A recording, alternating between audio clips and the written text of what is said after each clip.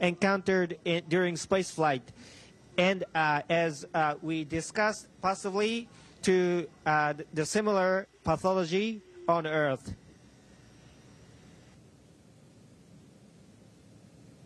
And we'll take our final question. Elizabeth Howell with Space.com. Hello, this question is for Jasmine. Can you talk a little more about the auroras that you saw on the space station and photographed a few days ago? And if you have some time, some photography tips. Thank you.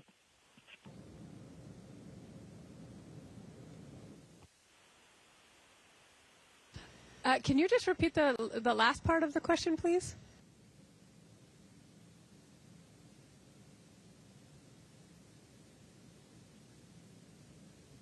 Photography tips. Thank you. Okay, I heard you were asking about auroras. I think I missed the last part of the question, but I will say I had never seen an aurora from the Earth, and it was something I was really excited to come see up here. I've been looking out for them since I got up here, and the auroras from up here are spectacular. Everything about looking back at the Earth from up here, I can't possibly tell you in words how beautiful our planet is. And that night in particular, it just, the green, and there's some green, some reds, they just swept across the surface of the Earth.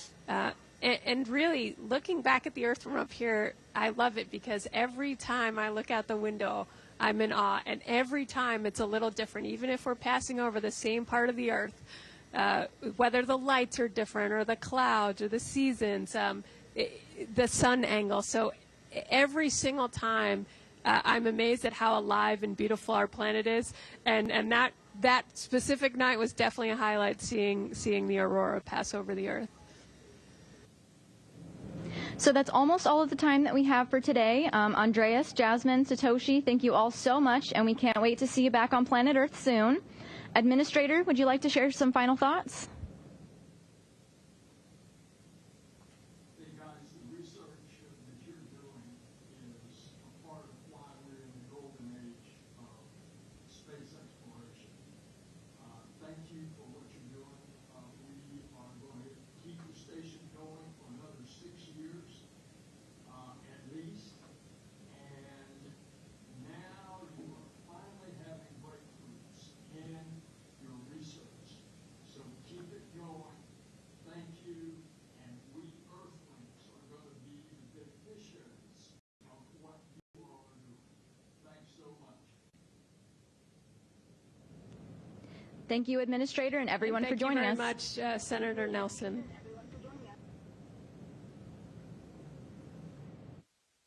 Station, this is Houston ACR, and that concludes the event.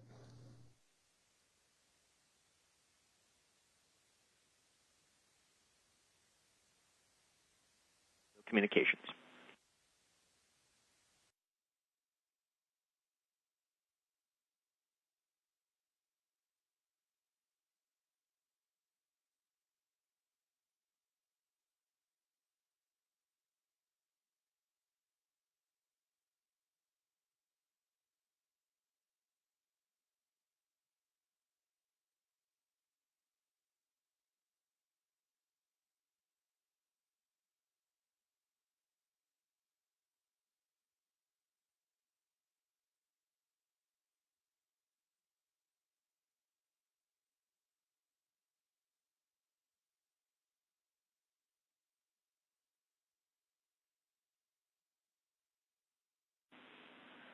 Station, this is Houston. Are you ready for the event?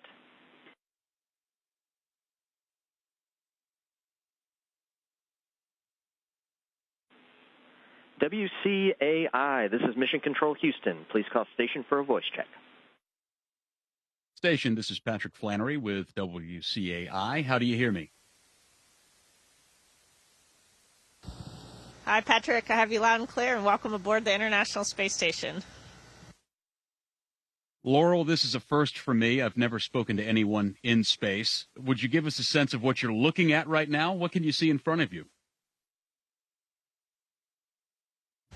Well, right now I'm in the Japanese module on space station. There's a lot of science that happens in here. I've got the life sciences glove box that we do a lot of our biology experiments in. There's a lot of cables all the way down the wall, just a lot of equipment. You're floating. I have to get this in my mind that I am speaking to you and you're in space. What does it sound like, by the way, on the International Space Station? Yeah, that's a great question. It's actually pretty noisy on board space station. There's really no quiet part, and it's just the constant background hum of machines. There's fans running, there's pumps running, computers, so you just have this machine noise everywhere you go. We do have noise-canceling headphones, though, if you need a little bit of peace and quiet. Well, for you, does solitude mean what it used to mean before you left this planet? Do you get any solitude? Yeah, you know, for having 7 people on board, you can always kind of find a place to tuck away if you want a little bit of solitude. And then we also each have an individual, what's called our crew quarters. It's like a phone booth sized space with a door that we can close, and that's where we sleep and, you know, kind of have some quiet time. But actually, one of my favorite places for solitude is right back here. These are 2 windows, and so I like to tuck in there to read or write in my journal. Laurel is pointing to 2 very small, these are tight quarters, is all I can say. Well, does the crew eat its meals together at least? Yeah, we do. We have dinner together most nights, and then also sometimes we get together with the whole crew, the cosmonauts as well, and have shared dinners. Like on this past Saturday, my NASA crewmate Jasmine brought Persian food for us to sample. That is one of her family's favorite dishes, and so we all got together and shared the Persian food, and then also shared some ice cream that was courtesy of our latest cargo vehicle. You've been posting these spectacular photos on Instagram. It's clear we take gravity for granted here on Earth. My favorite of yours is the one where you're giving yourself a haircut. Your hair is floating. You're using a vacuum to collect the hair. What other day-to-day routines have forced you to get creative?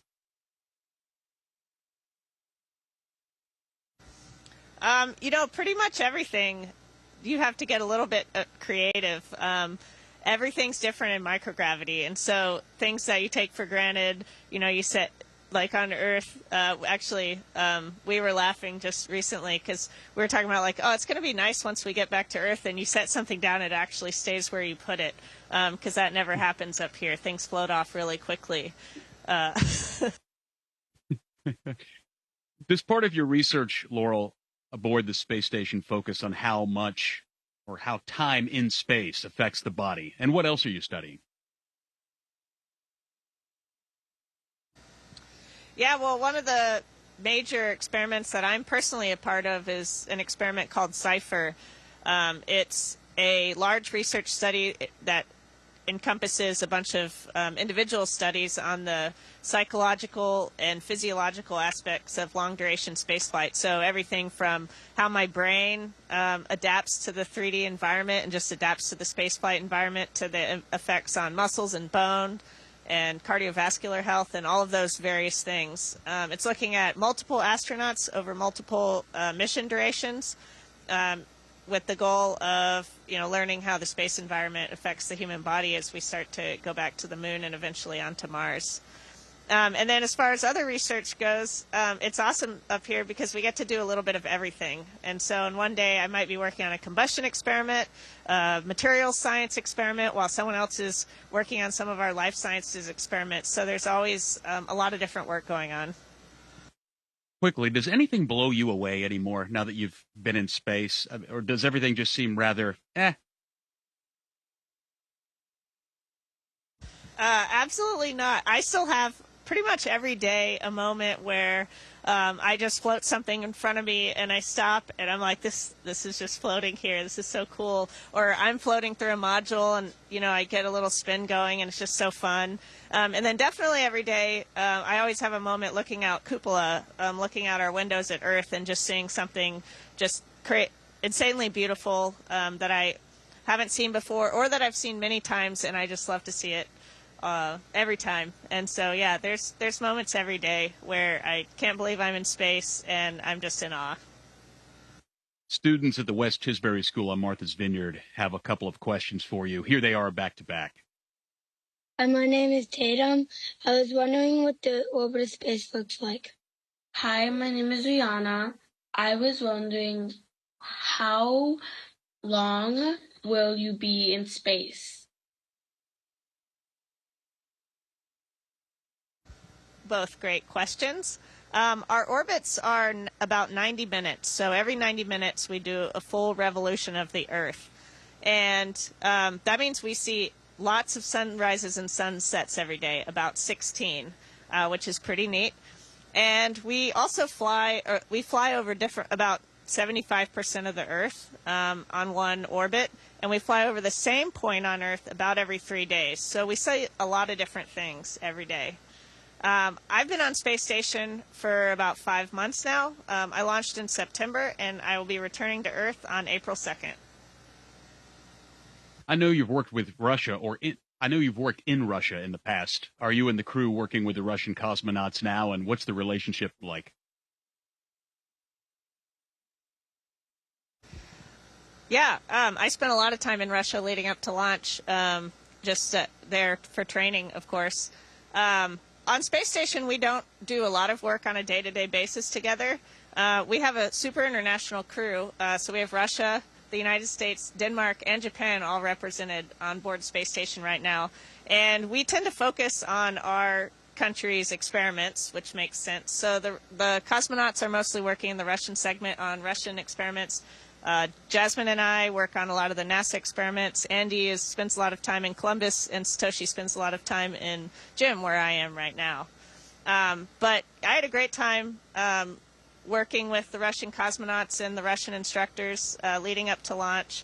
And my crew, my Soyuz crew, is very professional. They were very experienced and great operators, and we worked really well on Soyuz together. There's news that the space station will be replaced by the end of the decade. Are you keen to get back to the space station before that happens? I would love to come back here. Our mission, it's hard to believe that our mission is coming to a close, and I still feel like there's so many things to do and see on board, so I'd be delighted to come back. Are you sleeping well? And by the way, Laurel, have you ever woken up and forgotten you're in space and just had one of those moments of, oh, right, I'm in outer space?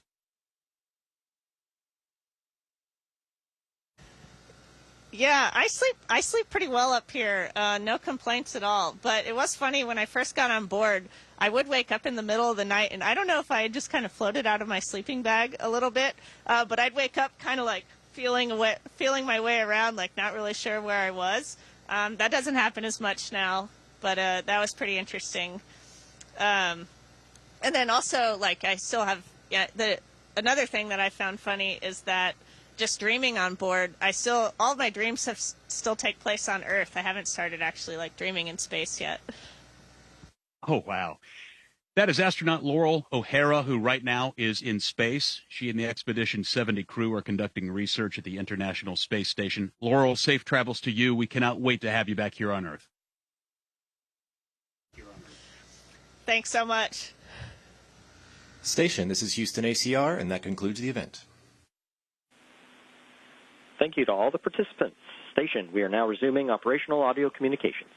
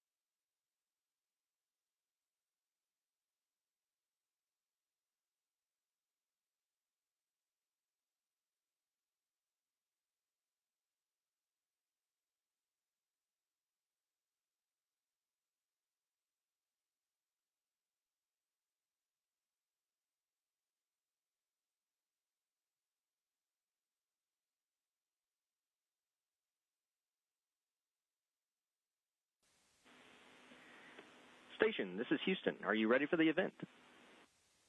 We're ready for the event. JSC PAO, this is Mission Control Houston. Please call station for a voice check. Station, this is Chelsea Bayarte with JSC PAO. How do you hear me? Hello, Chelsea. We've got you loud and clear. Andreas, Jasmine, and Satoshi, it's so great to see you. Thank you for taking the time to talk to us this morning. I have some special guests here with me who are eager to ask you about your science that you've been conducting, and we'll also hear from some members of the media with their questions later on. So for media calling in on the phone, please press *1 to enter our question queue. And as our guests on the phone bridge are getting their questions ready, I'll hand it over to NASA Administrator Bill Nelson and Dr. Lisa Carnell, the Division Director of NASA's Biological and Physical Sciences Division. Administrator, please go ahead.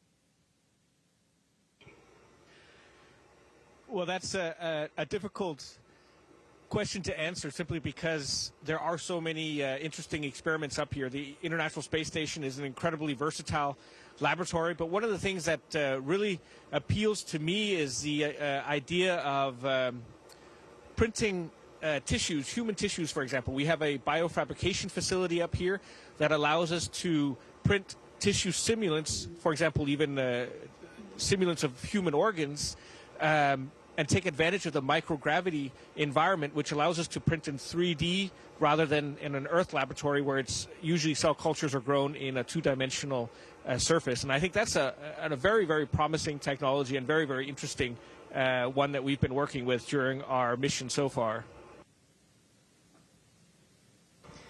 I'll echo what Andy said. It's really hard to pick.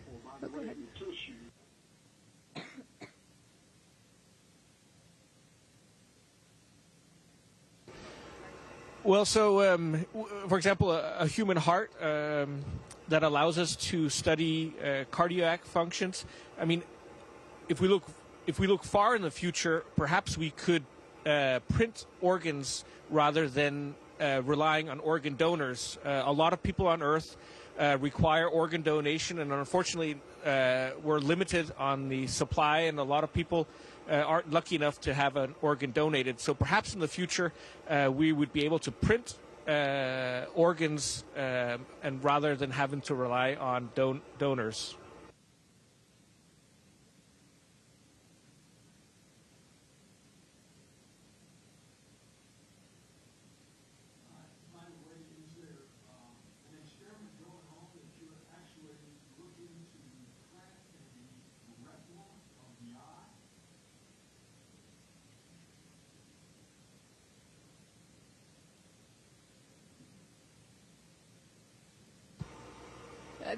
I'm wondering, that might be on the next increment. For ours, as Andy said, we were working on printing cardiac tissues, but I believe that is going to be done in the future.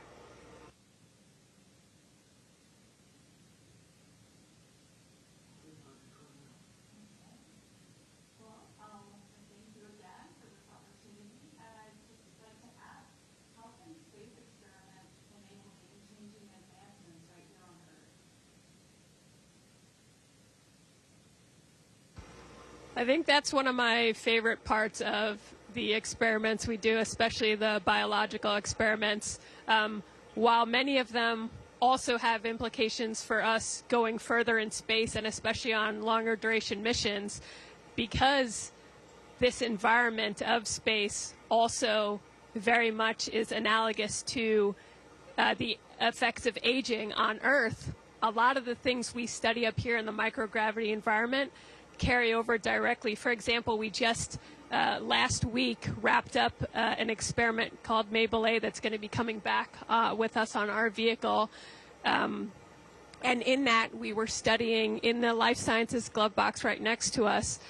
We were looking at bone marrow MSC stem cells and the effect of the microgravity environment and analogous to aging back on Earth, and understanding how those could be used to potentially, they have mechanisms to potentially repair and make bone cells. So we, up here in this environment, we lose bone mass over time. We counted that through exercise, but if we can understand the mechanisms that can be used to prevent and potentially even treat bone loss, not only for spaceflight, that applies directly to bone loss for aging. So many of the experiments we do have direct carryovers that help us back on Earth.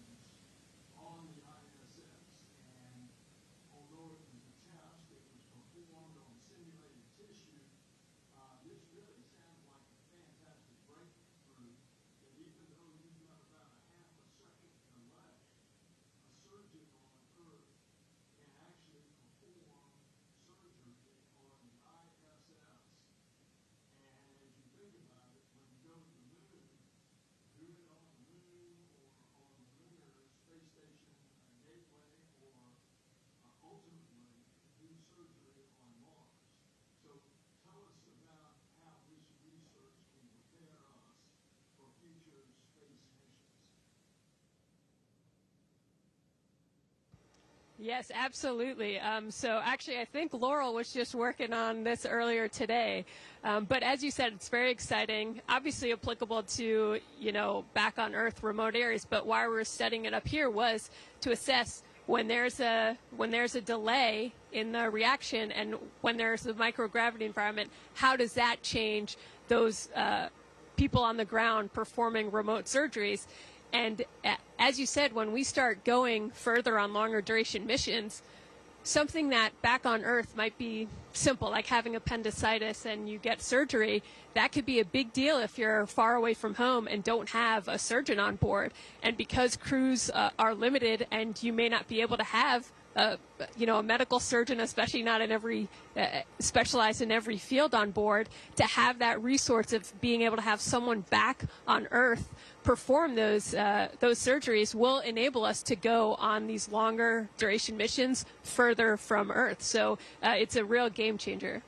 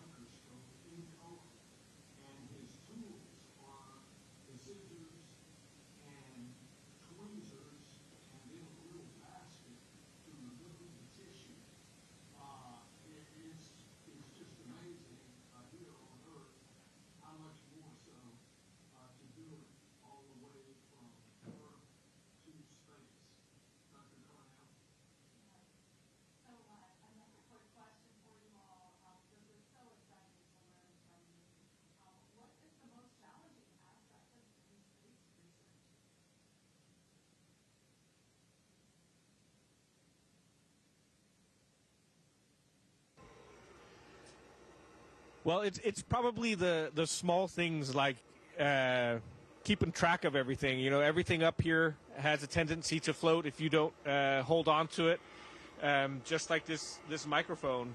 And so things like removing screws or even getting samples out of a bag that we're going to study, keeping track of them and not losing them in the microgravity environment, that's probably the most difficult thing. Just because everything tends to float away. I think one other aspect I'll add is we have, a crew up here of just a few people that we're performing these experiments that have been put together by all these scientists around the world that have dedicated, years of their lives to understanding these experiments and creating them, really. And we then carry them out, which I think we all feel very honored to get to do that. But we don't have the same level of understanding as those that have spent years of their lives working on this research on the ground. And so that's another aspect up here where making sure when we go to work on an experiment, we know what we're doing enough so that we don't lose science in the process. And time delays might be a factor, as Administrator Nelson. As Administrator Nelson discussed, and when it comes to International Space Station, it's like about a second or so. But when it comes to the moon and beyond, it might be several minutes or up to 20 minutes for Mars. So we are using International Space Station as a test bed to prepare for that, and we are moving forward to it.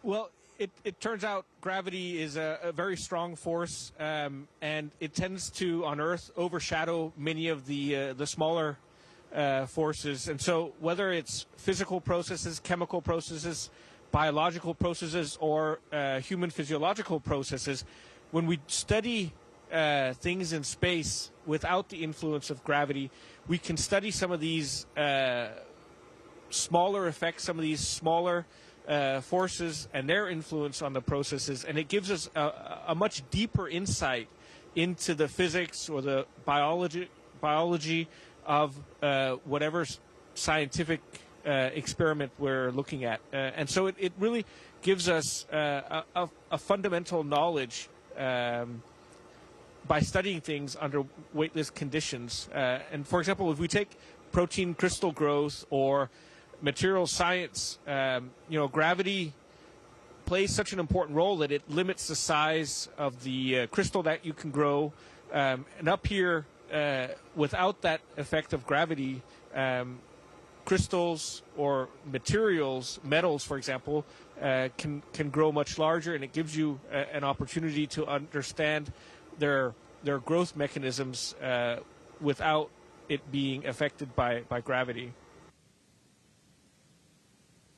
Let me add a little bit about the protein crystallization experiment in space. In space, under microgravity, we can get better quality protein crystallization, and by analyzing that, we can know the detailed 3D structure of a protein, and by using a computer, we can easily narrow down the candidate proteins effectively using the results of the space experiments. That would lead to the enhancement of new medicine development.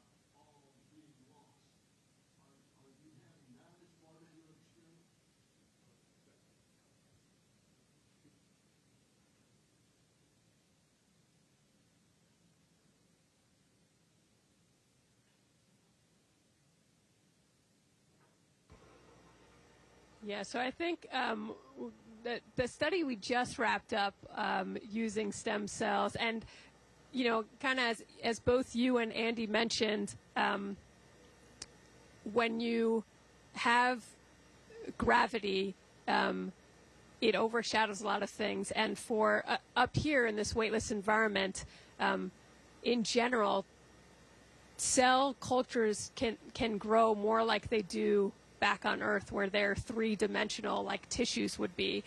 And so the study we just wrapped up on bone loss, that was using stem cells, again, to see if we can understand the mechanisms behind bone loss, and whether that's from spaceflight or from aging, and use that then to counter it, either through treatment or prevention. And so, yeah, just a lot of incredible research, I think, that's directly applicable and will benefit us back home.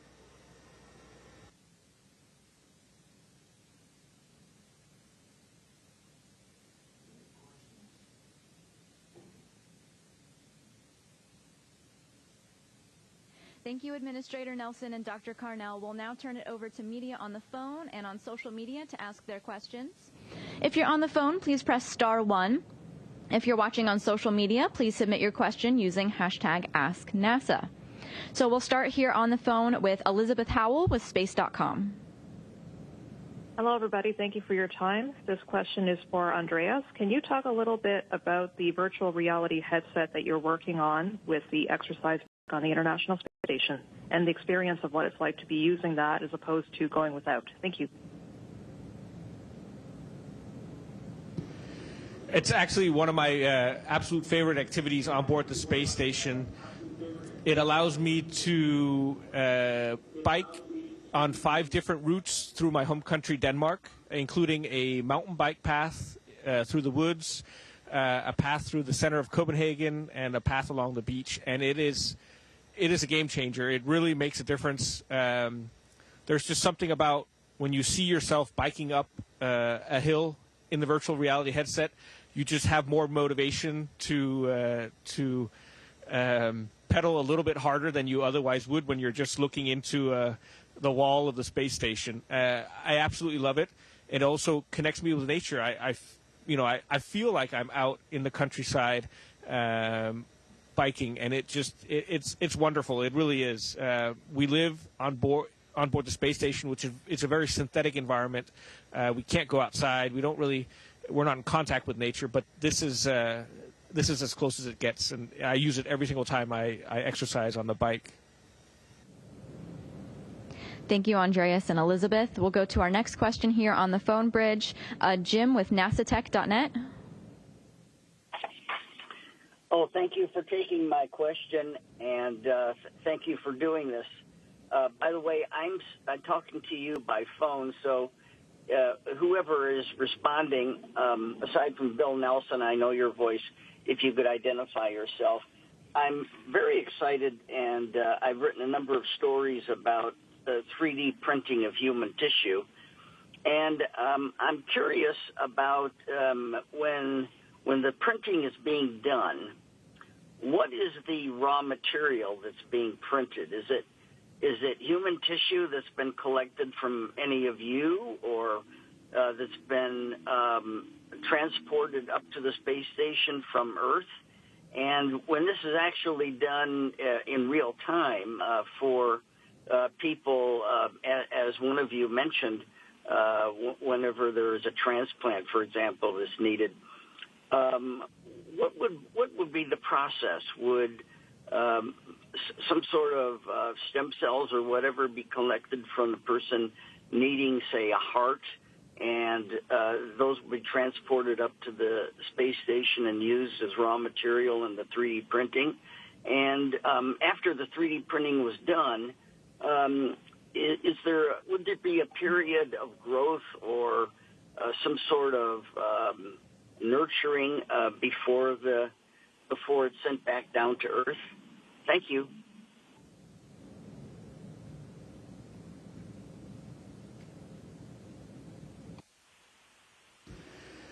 Well, this is Andreas Mogensen answering.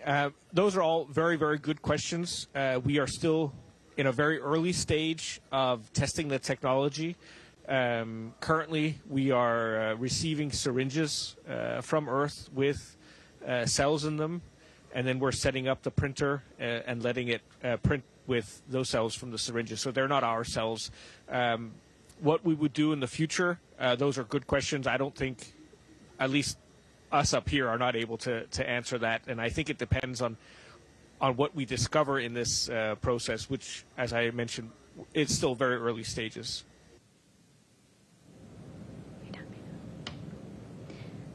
Thank you for your question. We'll now move on to Yami Yuri. Hi, can you hear me? Yes, we can. Okay. Thank you for taking my question. Yusuke Tomiyama, the Yomiuri Shimbun, Japanese Daily. My question is to Furukawa-san. Through your experiment on orbit, what kind of technology in space is most promising for business? What do you think about this?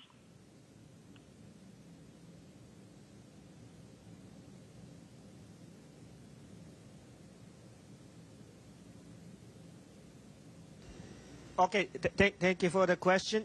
Let me talk about zero-gravity sensing experiment, which is from Japanese Space Exploration Agency. It tests the researchers' hypothesis how individual animal cells detect gravity.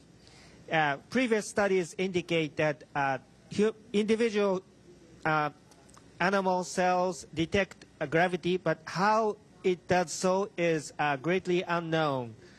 So it tests, analyzes the changes in tension in cell fibers that happens under microgravity. And that is a very upstream phenomenon, and followed by signal transduction and multiple biochemical reactions that lead to the lower stream osteoporosis, bone loss, or muscle atrophy. So understanding the very upstream phenomena could help prevent or treat the bone loss or muscle atrophy encountered during space flight. And as we discussed, possibly to the similar pathology on Earth.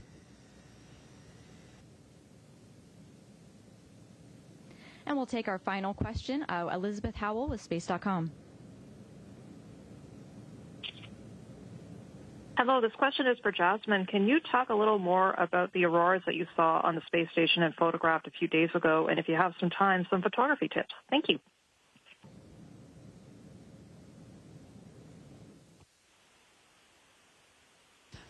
Can you just repeat the last part of the question, please?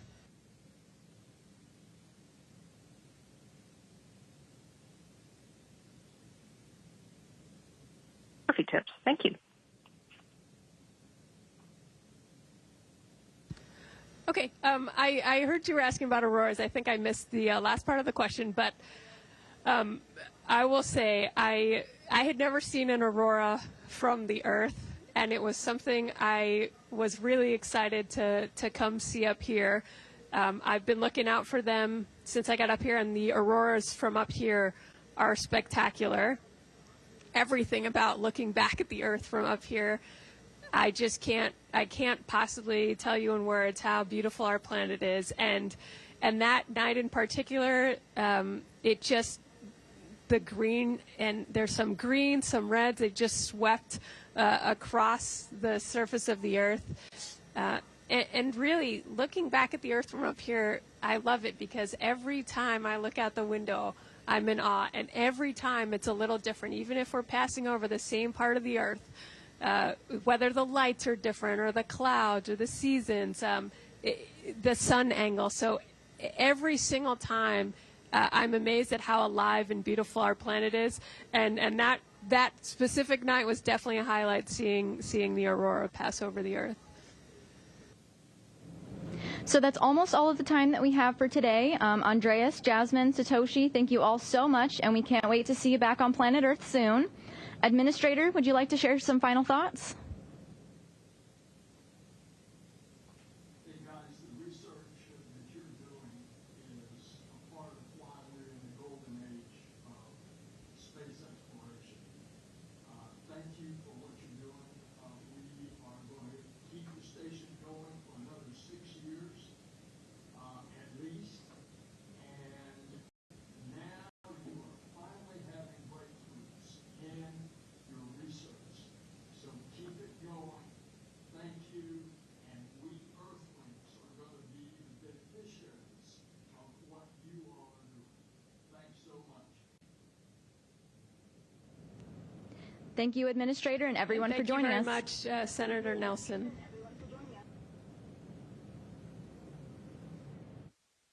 Station, this is Houston ACR, and that concludes the event.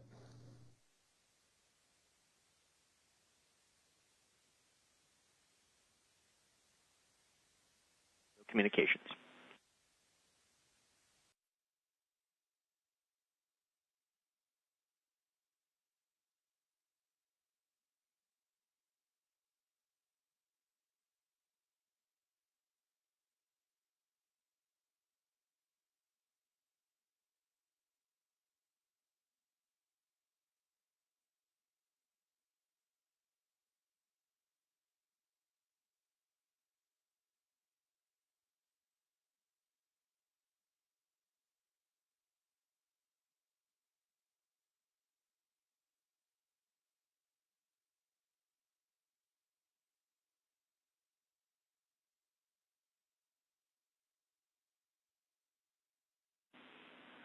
Station, this is Houston. Are you ready for the event?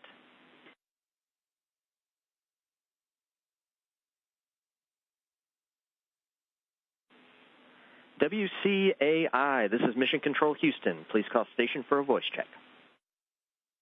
Station, this is Patrick Flannery with WCAI. How do you hear me? Hi, Patrick. I have you loud and clear, and welcome aboard the International Space Station. Laurel, this is a first for me. I've never spoken to anyone in space. Would you give us a sense of what you're looking at right now? What can you see in front of you? Well, right now I'm in the Japanese module on Space Station. There's a lot of science that happens in here. I've got the life sciences glove box that we do a lot of our biology experiments in. There's a lot of cables all the way down the wall, just a lot of equipment. You're floating. I have to get this in my mind that I am speaking to you and you're in space. What does it sound like, by the way, on the International Space Station?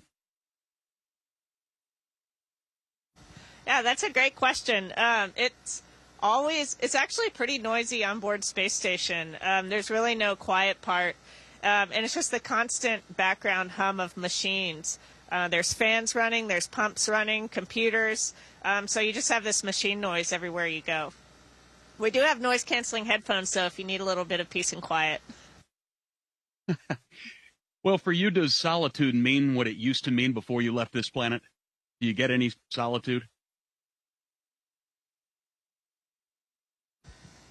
Yeah, you know, for having 7 people on board, you can always kind of find a place to tuck away if you want a little bit of solitude. And then we also each have an individual, what's called our crew quarters. It's like a phone booth sized space with a door that we can close, and that's where we sleep and, you know, kind of have some quiet time. But actually, one of my favorite places for solitude is right back here. These are 2 windows, and so I like to tuck in there to read or write in my journal. Laurel is pointing to 2 very small, these are tight quarters, is all I can say. Well, does the crew eat its meals together at least? Yeah, we do.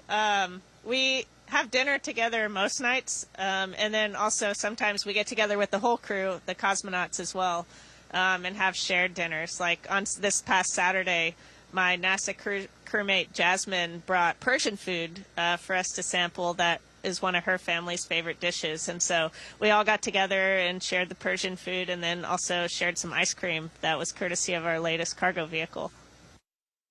You've been posting these spectacular photos on Instagram. It's clear we take gravity for granted here on Earth.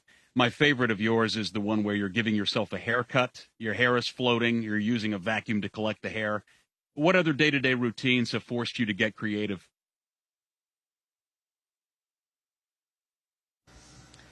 You know, pretty much everything. You have to get a little bit creative. Everything's different in microgravity, and so things that you take for granted, you know, you set, like on Earth, we were laughing just recently because we were talking about like, oh, it's going to be nice once we get back to Earth and you set something down, it actually stays where you put it, because that never happens up here. Things float off really quickly. Does part of your research, Laurel, aboard the space station focus on how much or how time in space affects the body? And what else are you studying? Yeah, well, one of the major experiments that I'm personally a part of is an experiment called CIPHER. It's a large research study that encompasses a bunch of individual studies on the psychological and physiological aspects of long-duration spaceflight. So everything from how my brain adapts to the 3D environment and just adapts to the spaceflight environment to the effects on muscles and bone and cardiovascular health and all of those various things. It's looking at multiple astronauts over multiple mission durations, with the goal of, you know, learning how the space environment affects the human body as we start to go back to the moon and eventually onto Mars. And then as far as other research goes, it's awesome up here because we get to do a little bit of everything. And so in one day I might be working on a combustion experiment, materials science experiment, while someone else is working on some of our life sciences experiments. So there's always a lot of different work going on. Quickly, does anything blow you away anymore now that you've been in space? Or does everything just seem rather, Absolutely not. I still have pretty much every day a moment where I just float something in front of me and I stop and I'm like, this is just floating here. This is so cool. Or I'm floating through a module and, I get a little spin going and it's just so fun. And then definitely every day, I always have a moment looking out cupola, looking out our windows at Earth and just seeing something just insanely beautiful that I haven't seen before or that I've seen many times, and I just love to see it every time. And so, yeah, there's moments every day where I can't believe I'm in space and I'm just in awe. Students at the West Tisbury School on Martha's Vineyard have a couple of questions for you. Here they are back to back. My name is Tatum. I was wondering what the orbital space looks like. Hi, my name is Rihanna. I was wondering, how long will you be in space? Both great questions. Our orbits are about 90 minutes. So every 90 minutes we do a full revolution of the Earth. And that means we see lots of sunrises and sunsets every day, about 16, which is pretty neat. And we also fly over about 75% of the Earth on one orbit, and we fly over the same point on Earth about every 3 days. So we see a lot of different things every day. I've been on space station for about 5 months now. I launched in September, and I will be returning to Earth on April 2nd. I know you've worked with Russia, I know you've worked in Russia in the past. Are you and the crew working with the Russian cosmonauts now, and what's the relationship like? Yeah, I spent a lot of time in Russia leading up to launch, just there for training, of course. On space station, we don't do a lot of work on a day-to-day basis together. We have a super international crew, so we have Russia, the United States, Denmark, and Japan all represented on board space station right now. And we tend to focus on our country's experiments, which makes sense. So the cosmonauts are mostly working in the Russian segment on Russian experiments. Jasmine and I work on a lot of the NASA experiments. Andy spends a lot of time in Columbus, and Satoshi spends a lot of time in GYM, where I am right now. But I had a great time working with the Russian cosmonauts and the Russian instructors leading up to launch. And my crew, my Soyuz crew, is very professional. They were very experienced and great operators, and we worked really well on Soyuz together.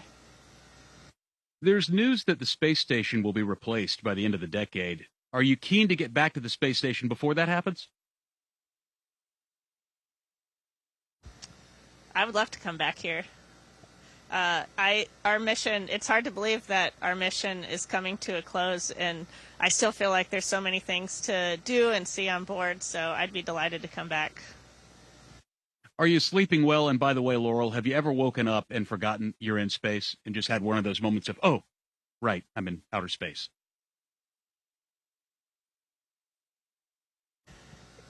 Yeah, I sleep pretty well up here. No complaints at all. But it was funny when I first got on board. I would wake up in the middle of the night, and I don't know if I had just kind of floated out of my sleeping bag a little bit, but I'd wake up kind of like feeling my way around, like not really sure where I was. That doesn't happen as much now, but that was pretty interesting. And then also, like, I still have another thing that I found funny is that just dreaming on board, all of my dreams still take place on Earth. I haven't started actually like dreaming in space yet. Oh, wow. That is astronaut Laurel O'Hara, who right now is in space. She and the Expedition 70 crew are conducting research at the International Space Station. Laurel, safe travels to you. We cannot wait to have you back here on Earth. Thanks so much. Station, this is Houston ACR, and that concludes the event. Thank you to all the participants. Station, we are now resuming operational audio communications.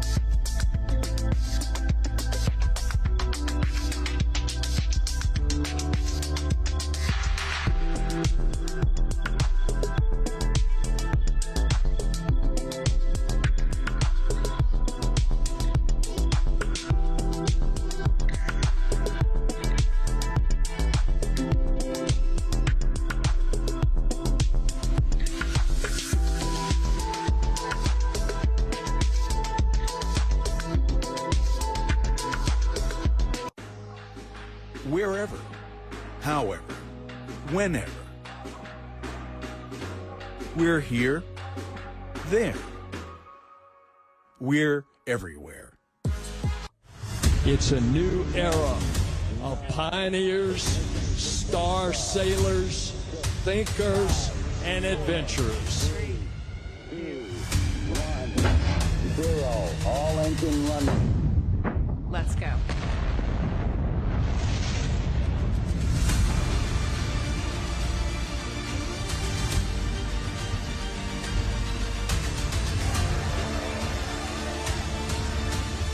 We have been given the scientific knowledge, the technical ability, and the material to pursue the exploration of the universe.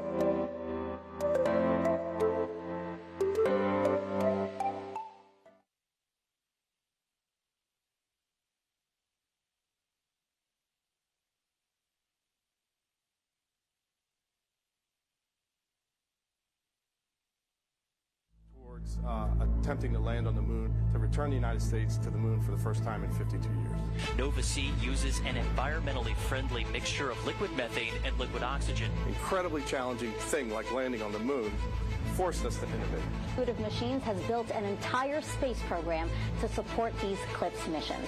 The company completed its lunar lander in a new facility at the Houston Spaceport, just down the street from NASA's Johnson Space Center. It's an autonomous Nova-C class lunar lander named Odysseus. Lunar lander arrived at Kennedy Space Center in Florida back in December. Since then, teams have been integrating the spacecraft to Falcon 9's second stage in preparation for launch. Go IM-1 and the Odysseus lunar lander. Falcon 9 has successfully lifted off from Pad 39A at Kennedy Space Center. An incredible sight to see. Odysseus lunar lander separation confirmed. Our Nova-C lunar lander has successfully separated from the second stage of the launch vehicle, autonomously commissioned, and made first communications contact with Nova Control. Our approach for landing is actually very similar to what Apollo did, which should be no surprise because the physics are very much the same. Let's honor this momentous milestone and prepare for the challenges and triumphs that await us on our lunar journey. You're taking a live look into Intuitive Machines' Nova Control in Houston, Texas, where flight controllers are preparing to start the landing sequence for the IM-1 mission. Our mission and activity directors are sitting closest to the large monitor inside Nova Control, and they're supported by 10 additional flight controllers surrounding the circular Mission Operations Center. Good afternoon and welcome to our coverage of the descent and landing of the IM-1 mission. I'm Josh Marshall, Communications Director of Intuitive Machines. And I'm Gary Jordan with NASA Communications. This mission is one of the first under a task order with NASA's Commercial Lunar Payload Services Initiative. Under Artemis, we're returning to the moon to conduct groundbreaking scientific discoveries and technological advancements. And this mission with Intuitive Machines is helping us to get there. And Gary and I are at Intuitive Machines' facility here in Houston, just down the street from NASA's Johnson Space Center. Right now, inside Nova Control, flight controllers are monitoring our Nova-C class lunar lander named Odysseus ahead of its autonomous landing sequence that begins with powered descent initiation at 5:11 p.m. Central Time for a landing time at 5:24 p.m. Central.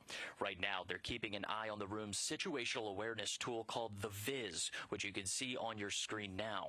The Viz is casted onto a large television in the front of Mission Control, so the activity director and the mission director can have the best view, Gary. And the Viz is an animation representing real-time telemetry data feeding into Nova Control. Nova Control receives the data, runs it through Unreal Engine 5, and generates a visualization of the data. It's a useful tool for situational awareness and keeping track of what flight controllers expect Nova-C is doing in space. The white line points to the moon. The blue line is the past and intended trajectory. The yellow and red lines are pointing towards the sun and Earth, respectively. The different color cones you see at the top are the antenna arrays used for line-of-sight communication back to Earth. We'll show the Viz periodically throughout our coverage, up to about 12 minutes prior to landing. In these final moments before landing, the most reliable spacecraft data will be relayed through Nova Control audio loops. And we're starting our coverage later than expected today as flight controllers continue to assess Nova-C's trajectory, guidance, navigation, and control. Nova-C maintained a low lunar orbit, but is in a slightly more elliptical shape. Last night, flight controllers performed a lunar correction maneuver burn to adjust the lander's orbit. This burn kept Nova-C on a trajectory to land in Malapert A, but moved our landing time estimates earlier by about an hour. Then today, flight controllers chose to exercise an additional orbit before starting the IM-1 mission landing sequence. This decision brought us to now, projecting a landing time of 17:24 Central Time. Intuitive Machines made the decision to reassign the primary navigation sensors from Odysseus's laser range finding system to use the sensors on NASA's navigation Doppler LiDAR. This is a dynamic situation, and we'll update you later in the broadcast. Intuitive Machines still intends to land in the optimum lighting window, and the lunar correction maneuver performed last night eliminated the need for the planned 10-second deorbit initiation burn, which would have brought Nova-C from low lunar orbit into the descent phase. Nova-C's current trajectory has it continuing to decrease its altitude over the next hour until the braking burn called powered descent initiation. Again, the landing time is expected at 5:24 p.m. Central Standard Time, 6:24 p.m. Eastern. The countdown clock at the top of your screen is counting down to the time that we expect to remove, and we expect to remove the countdown clock approximately 2 minutes before the landing opportunity.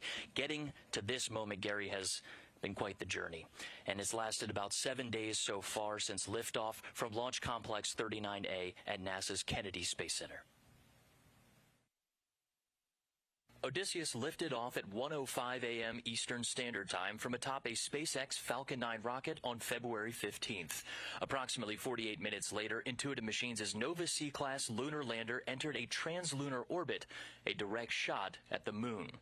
In the following days after launch, flight controllers in Nova Control commanded engine firings to place the lander into low lunar orbit approximately 100 kilometers or 62 miles above the lunar surface.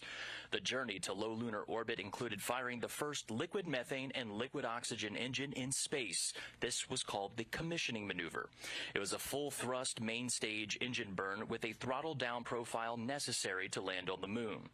Over the last 24 hours, Odysseus has maintained its trajectory in low lunar orbit, waiting for suitable lighting conditions to begin its autonomous descent to Malapert A, the designated landing site for the IM-1 mission near the south pole of the moon. Our joint coverage will follow Odysseus through its descent and landing on the lunar surface, carrying 12 payloads down with it. The mission is enabled under a task order with NASA's Commercial Lunar Payload Services, or CLPS. Here's more on this initiative under Artemis. Our moon. It seems so close in the night sky, but getting there is really hard. But what if there was a way to change that? Only a few nations have successfully landed on the moon. As NASA sends astronauts back to the lunar surface, this time to stay, we will need to send science and technology instruments ahead of time to lay the foundation for human exploration. To make this happen, NASA is helping establish a commercial lunar economy. For the first time ever, there will be commercial delivery services to the moon. We are enabling American companies to send our payloads to the lunar surface for us. These delivery services will expand our capabilities for exploration, radically increasing the amount of science we can achieve. This high-risk, high-reward initiative will invest in and leverage the entrepreneurial spirit of American innovation to launch a commercial lunar marketplace, advancing technology and exploration for all of us.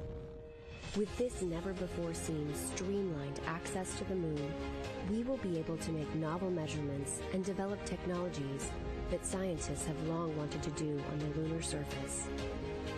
And as this new industry matures, this commercial delivery service for NASA and other customers could expand beyond the moon to other destinations in our solar system. And we can learn to live on another world because we are explorers. CLPS is an important pathway towards long-term exploration of the moon and part of NASA's Artemis missions that will establish a sustainable presence in the lunar vicinity and prepare humans for missions to Mars. For more on how this fits in with the greater plan, let's head over to NASA's Leah Cheshire, who's just down the hall. Hey, Leah. Thanks, Gary. I'm here with Joel Kearns, NASA's Deputy Associate Administrator for Exploration. Thanks so much for being here, Joel. Oh, thank you, Leah. It's great to be here on Landing Day, which is the culmination of about 5 years of work by Intuitive Machines Corporation. Yeah, we're really excited, and we want to know a little bit more about NASA's goals for the CLPS initiative. Okay. So, most basically what we want to do is we want to have American companies take NASA equipment and scientific investigations all the way to the surface of the moon and not have to have NASA do that ourselves. NASA is really good at doing robotic space science missions, whether that's the James Webb Space Telescope or it's the Mars rovers. But when we knew about 5 or 6 years ago that we would start going to the moon to do science and exploration investigations, we knew we'd be going back every year, so we turned to industry to see if they could actually take us to the moon instead of us having to do it ourselves. And that's how we came up with Commercial Lunar Payload Services. There's 3 objectives for Commercial Lunar Payload Services, or CLPS. One is that we want to do great science on the moon. The second is we want to test out technology and engineering for future human exploration in Artemis. And the third is we want to generate a group of companies that are highly skilled in doing these robotic lunar landings so that we can use them as part of our Artemis initiative. Well, let's talk about that a little bit more. How is CLIPS beneficial to the Artemis campaign? Well, a number of different ways. For example, we will do science at the South Pole with our astronauts in Artemis and also with robotic explorers. They'll be brought down on CLIPS. But we're also going to use these robotic landings, these commercial robotic landings, to do science at places where we won't initially send astronauts. We can use them, for example, this intuitive machine mission that's going on today that'll land in the South Pole region will be one of the first forays into the South Pole to actually look at the environmental conditions to a place we're going to be sending our astronauts in the future. That is, what type of dust or dirt is there? How hot or cold does it get? What's the radiation environment? These are all things you'd really like to know before you send the first human explorers. I'd also say that in the future, when we are flying humans to the moon as part of Artemis, we can use commercial services like CLIPS to pre-stage equipment or other cargo so that they're waiting for the astronaut explorers when they land. And this is an entirely new approach that uses a privately developed lunar lander. What are some of the most important takeaways on risks but also benefits of a model like this? So when industry came to NASA about 6 years ago and said, we could do this for you as a service, what they said was they thought it would be less expensive than if we did it ourselves, that they could do it faster than we could set up to do it, and that they could do it more frequently, that they could do more than one mission, every year or two. And so far we've seen is that looks like that's going to be true. What we're waiting to see, such as with the mission today, is can they actually do this incredibly difficult thing? Can they really land on the surface of the moon robotically? This is something which is extremely challenging and difficult to do. The moon has no air. You can't use parachutes or wings to slow down. You have to, in effect, ride a rocket engine all the way from orbital speed, thousands of miles per hour, all the way down to a very soft touchdown speed to land in this place, which is very rough, pretty rugged, in really unusual lighting and communication conditions. So this is not an easy thing we have asked these companies to do, but if they're successful, the upside for American exploration is just so great, we have to try it. Yeah, absolutely. Those are important distinctions. And thank you so much for joining us here today, Joel. With that, we're going to toss it back to Josh and Gary to preview the landing sequence. Thanks, Leah. We're following along with Nova-C's descent toward the lunar surface. The lander is continuing to decrease its altitude until the powered descent initiation, an 11-minute braking burn that sets Nova-C up for the final moments prior to touchdown. That time of ignition for PDI, or powered descent initiation, is 5:11 p.m. Central Time, 6:11 p.m. Eastern. The entire landing sequence is autonomous, meaning the lander is in control of every milestone required for a lunar landing opportunity, Gary. And completing a soft touchdown comes with challenges unique to, say, landing on the Earth or Mars, because there's no atmosphere. Gary, it's an entirely different playbook as we've seen this dynamic situation play out today. Let's take a look at the IM-1 mission's complete trajectory approach as of launch. The Intuitive Machines IM-1 mission is sending commercial and NASA payloads to the lunar South Pole region on an uncrewed robotic Nova-C class lunar lander called Odysseus. The lander is the tip of the iceberg, and what's below that is the full program that is on a miniature scale, very similar to what the Apollo program had. The IM-1 flight path mirrors the historical achievements of Apollo 2, starting with separation for the launch vehicle on a direct shot at the moon. That trajectory is basically like throwing a fastball that is going to hit the moon 6 or 7 days later, like an outfielder stretching out to grab it. The first 4 days are dedicated to flight controllers in Houston firing the lander's 3D printed liquid methane and liquid oxygen engine to make small course adjustments to hit its orbit target around the moon. This particular coordinate system is called the B-plane. You can think about the B-plane kind of like the backboard of a basketball goal. And you basically know when you shoot hoops that if you can get the basketball in the square on that backboard, it's going to go in. And the B-plane for astrodynamicists is very much the same thing. With the B-plane on target, Odysseus is prepped for a critical autonomous maneuver on the moon's far side. This critical burn maneuver is completed in the blind, with the moon blocking direct communications back to Nova Control in Houston. Once we get around the moon, We have on the day side of the moon, the sun heating us from one side and reflected infrared light off the bright moon warming us on the other. Then we plunge into night, and now we're cold on both sides. It's very tough. About an hour before landing, flight controllers command Descent Orbit Insertion, or DOI.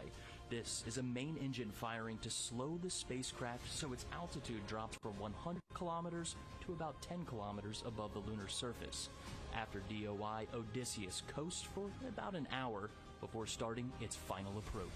And then we reach a point called powered descent initiation. The guidance system on board makes the decision to activate the main engine at very close to full power. Cameras and lasers are feeding information to the lander's navigation algorithms, which provide guidance, navigation, and control. With a safe site identified, Odysseus enters a 3 meter per second descent, then down to 1 meter per second for the last 10 meters to the lunar surface. Now, the lander is using an inertial measurement unit, which is similar to a human inner ear that senses rotation and acceleration. Flight controllers expect about a 15-second delay before confirming the ultimate milestone, softly landing on the surface of the moon. And I can tell you just from doing our simulations, that's the longest 15 seconds you'll ever experience as you wait for the final light to turn green to indicate that you've landed on the moon.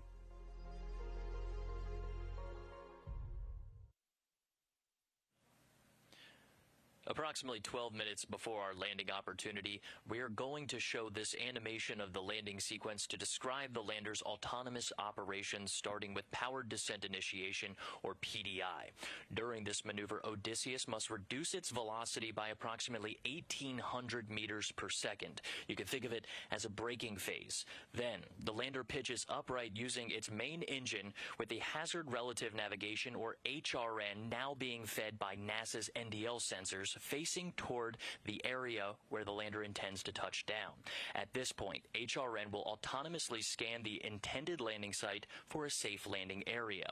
Then, the lander's guidance, navigation, and control system commands Odysseus to a point approximately 30 meters above the designated landing site, and the lander goes into a vertical descent followed by terminal descent. Intuitive Machines created Nova-C for the CLIPS initiative and commercial enterprise with the goal of creating a lunar economy. And Nova-C is Intuitive Machines' first autonomous spacecraft. Nova stands for new, and C is the Roman numeral for 100, the lander's approximate payload capacity. With that, let's learn more about the Nova-C class lunar lander. This IM-1 mission lander is named Odysseus. The name was nominated by Assembly, Integration, and Test Engineer Mario Romero after the Odyssey and its epic voyage across the daunting, wine-dark sea. Including landing gear, Odysseus is 4.6 meters wide, and with its top-deck solar array, it's 4.3 meters in height. It's a taller design that accommodates payloads and the lunar South Pole lighting conditions. Its hull diameter is 1.6 meters, with payloads affixed to the entire exterior of the lander, making its total payload capacity approximately 130 kilograms. The lander weighs 675 kilograms, but packs on weight when loaded with fuel. Odysseus uses composite helium tanks to pressurize its liquid methane and liquid oxygen main engine that can throttle down to perform its final descent to the lunar surface in one continuous burn. Intuitive Machines' IM-1 mission is supported by NASA's Commercial Lunar Payload Services Initiative, which allows rapid acquisition of lunar delivery services from American companies. The instruments on board advance capabilities for science, exploration, and the commercial development of the moon. Commercial companies were challenged to come up with their own way to design and fabricate a lunar lander and conduct operations. For this commercial mission, Intuitive Machines elected to support the communications between the spacecraft and Nova Control through its own private ground-based network. And it's not the first time Intuitive Machines used this network in deep space. Well, that's right, Gary. NASA worked with Intuitive Machines to perform technology demonstration of this capability on the NASA's Artemis 1 mission, which helped us verify the network for operational use during this CLIPS mission.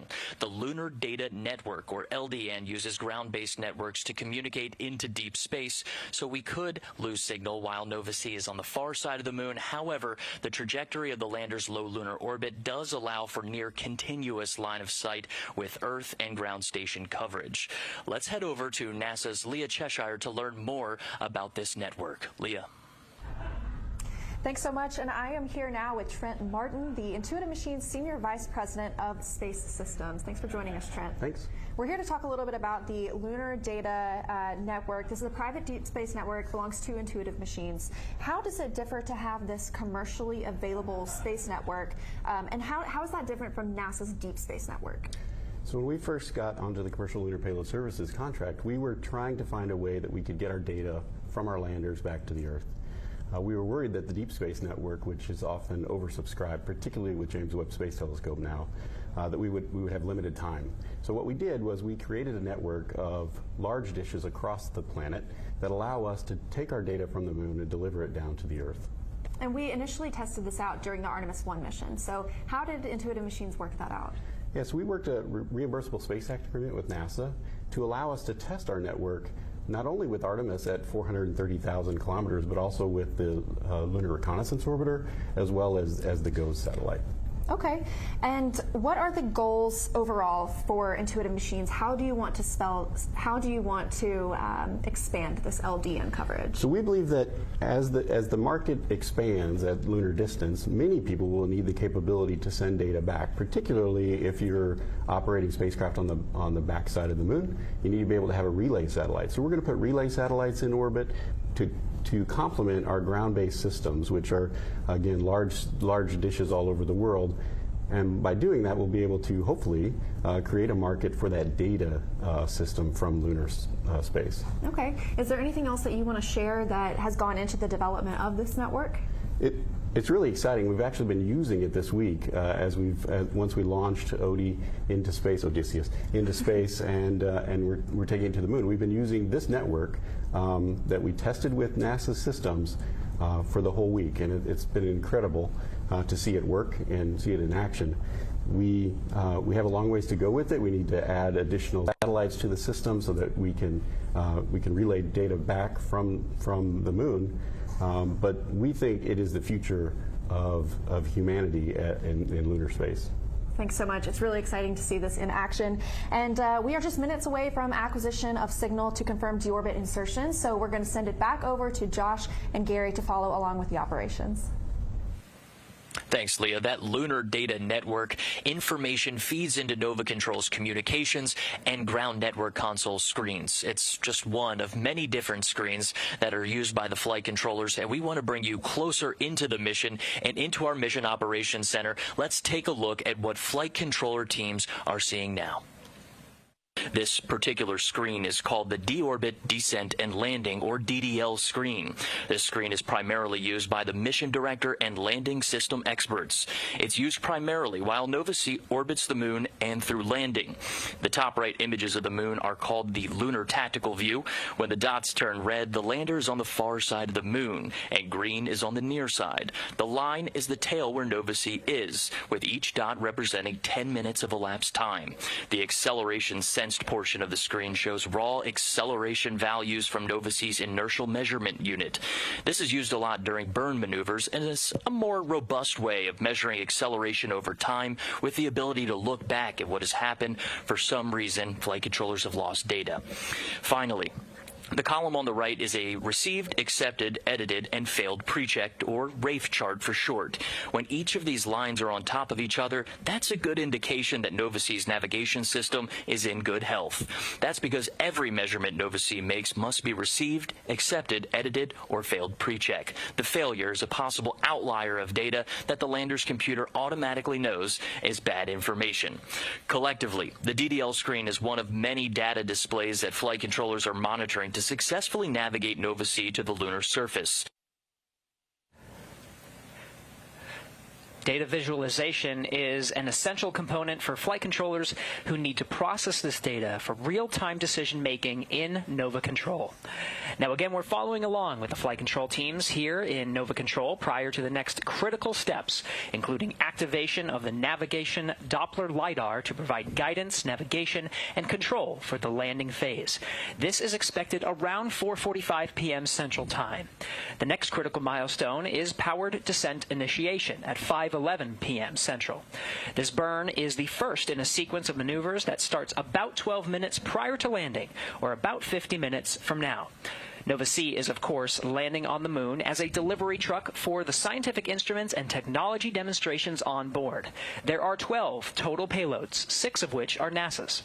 Let's review a few of those payloads as we continue to descend towards the lunar surface. First is radio observations of the lunar surface photoelectron sheath, or ROLSes. ROLSes will employ 4 antennas and a low-frequency radio receiver system to determine the density and scale height of the moon's photoelectron sheath, a very thin layer of electrons above the surface of the moon, and will also detect solar radio bursts, radio emissions from Jupiter, dust impacting the surface of the moon, and how radio noisy Earth is. An exciting radio telescope is going to be placed on the moon. It is called ROLSes. It stands for radio wave observations from the lunar surface of the photoelectron sheath. It's going to detect all kinds of radio emission that is falling on the moon. Right now it is close to solar maximum, so the sun is producing a lot of coronal mass ejections and radio emission associated with them. And we can detect these radio bursts from the sun. Characterization of the radio environment of the moon is very important. It has not been completely done, and therefore ROLSes will be able to contribute in identifying various sources of radio emission on the sun. If you're setting up an observatory on the moon, we should know what kind of radio interference we get there. The Laser Retroreflector Array, or LRA, is a collection of 8 retroreflectors that enable precision laser ranging, which is a measurement of the distance between the orbiting or landing spacecraft to the reflector on the lander. LRA is a passive optical instrument that will function as a permanent location marker on the moon for decades to come. This is a little mirror that's aiming at you all the time, regardless which way you're looking at it. My name is Xiaoli Sang. I'm a LiDAR instrument scientist. It's a small retroreflector mounted on an aluminum shell on the intuitive machine landers. When you shine laser on it, and it reflects right back at you. The purpose is to have a precise fiducial marker on the lander. It serves as a landmark for future missions if you want to go back and land it there.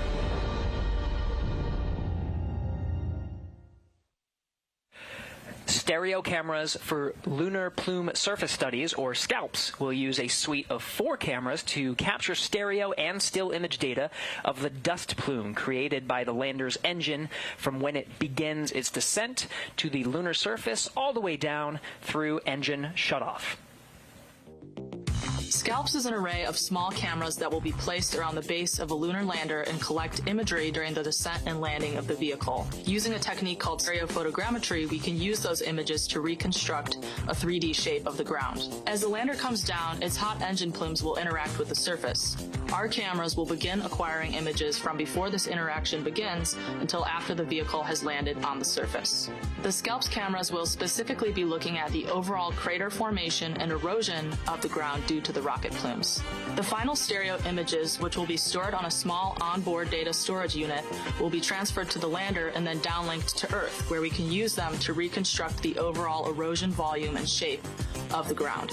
With the Artemis program, we plan to establish a sustained lunar exploration and try to land multiple payloads in close proximity to one another. SCALPs data will be a critical part of understanding these phenomena and improving our computational models to inform these future landings. Radio Frequency Mass Gauge, or RFMG, is a fuel gauge used to measure the amount of propellant in spacecraft tanks in a low-gravity space environment.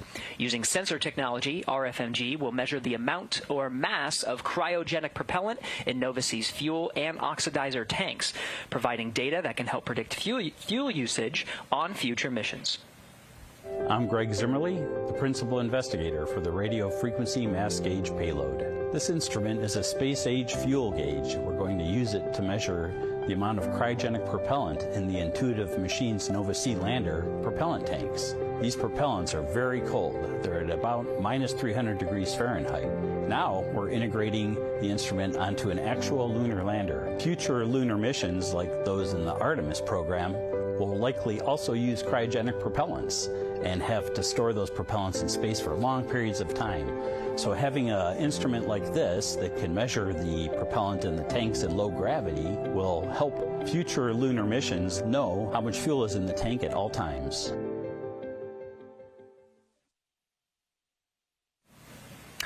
Now we'll discuss two more NASA payloads, Navigation Doppler LiDAR, or NDL, and the Lunar Node 1, or LN1, later during our broadcast. We'll have a special guest later in the broadcast to talk NDL upon its activation during descent. And Josh, we did get word that some of the processing of the optical images from NDL are already performing. They did some checks, and they're performing very well. Now, a common theme you'll find among the NASA payloads on IM-1 is helping to demonstrate technologies and our understanding of the lunar landscape that could very well improve operations for landing on the moon in the future. From understanding the environment to precision sensors to literal beacons, the technology on IM-1 will help guide technologies and operations for future lunar exploration.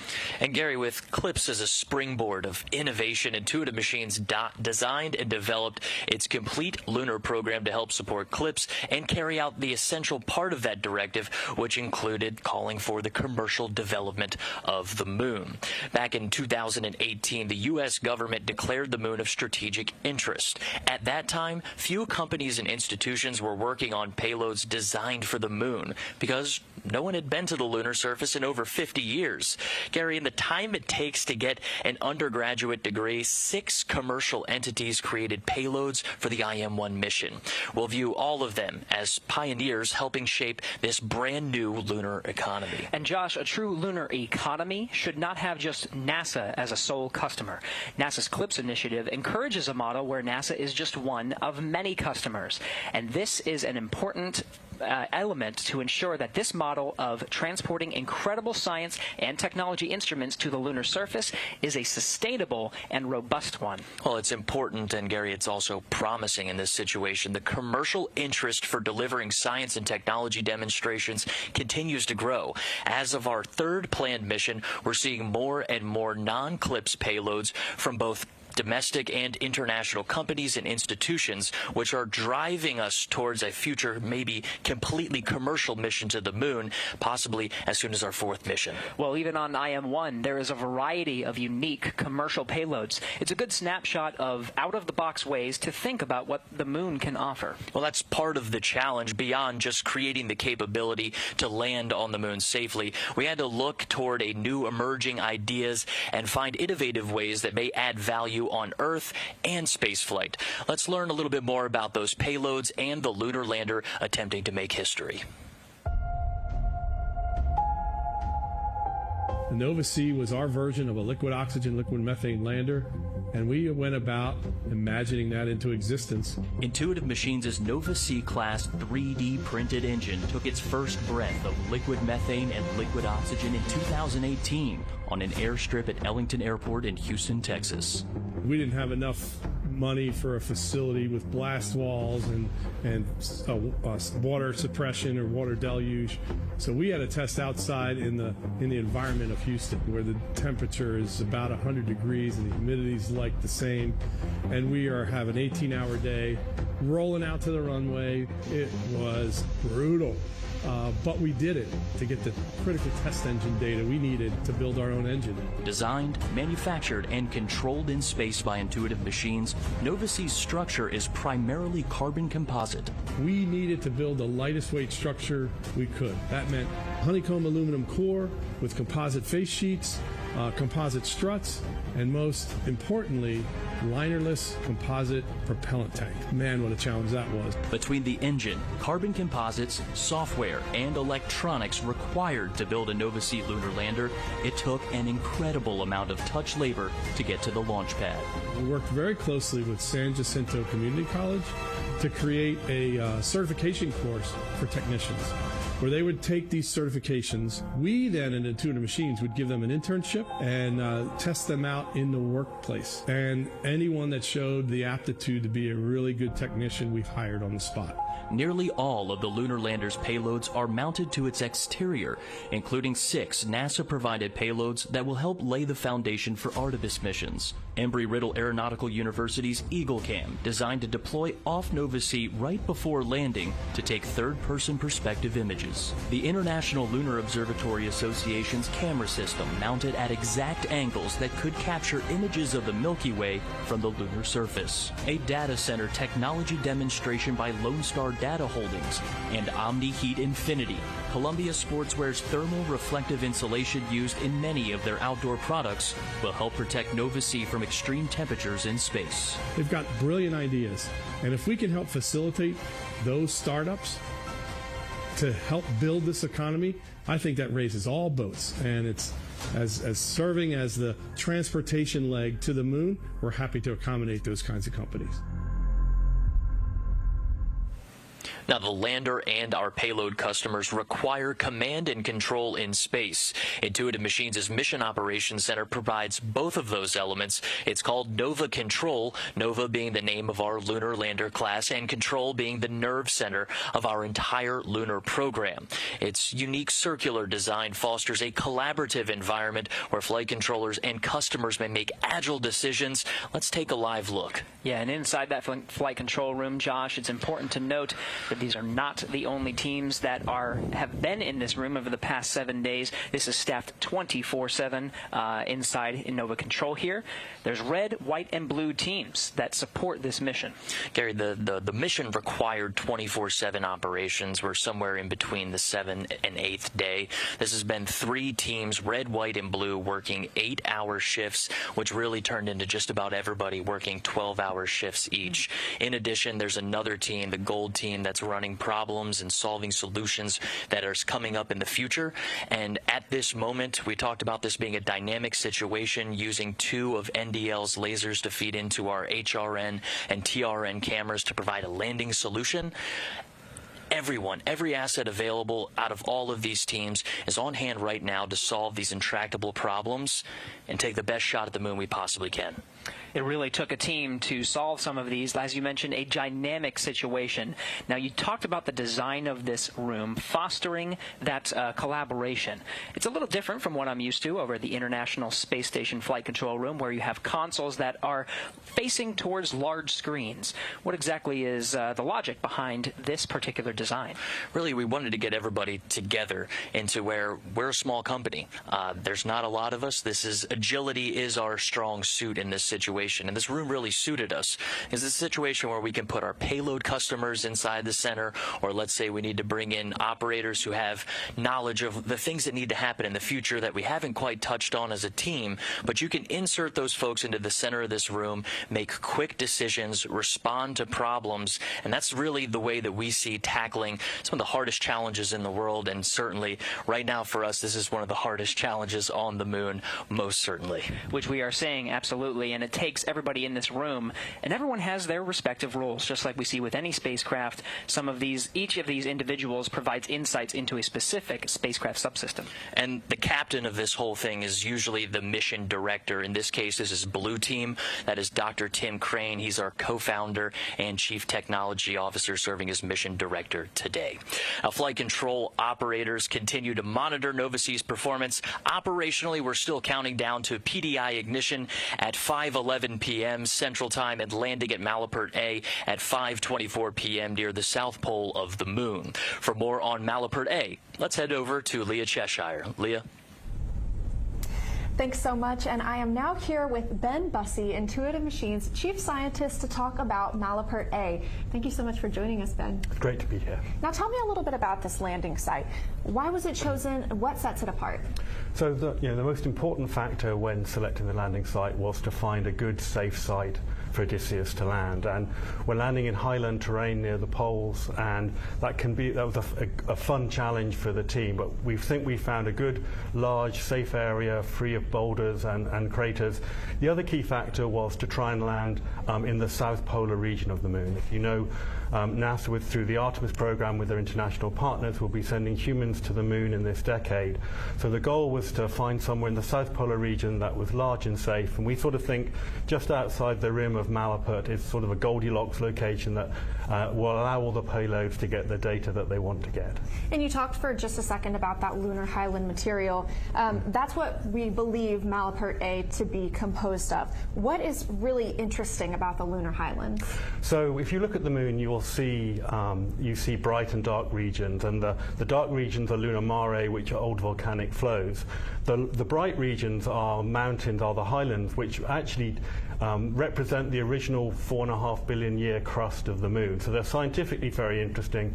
They're also the same geology that the crew will visit. And so we want to go and get the first data of the highlands near the poles. And so we have one of our instruments, for example, is SCALPS, and NASA likes its acronym. So it's the stereo camera for lunar plume studies. And so that camera, which is 4 video cameras, will image the dust of the highland terrain right before we land. And so we will learn how it behaves as landers come down. So as we start to put multiple things near the poles, we know how far away we have to land. And we know that there are some interesting conditions for these areas in the lunar South Pole. That can be lighting, that can be communications, terrain itself. So what can we expect at Malapert A? So yeah, as you get very close to the poles, the lighting and communications becomes very challenging. And so for IM-1, we've gone to about 10 degrees, about 300 kilometers from the pole. And we think that's a good location because it's the closest to the pole that anyone's landed. But for example, we've chosen a site where you can see the Earth all the time, which is obviously communications being a key challenge. Whereas for IM-2, our second mission later this year, we'll go even closer to the pole.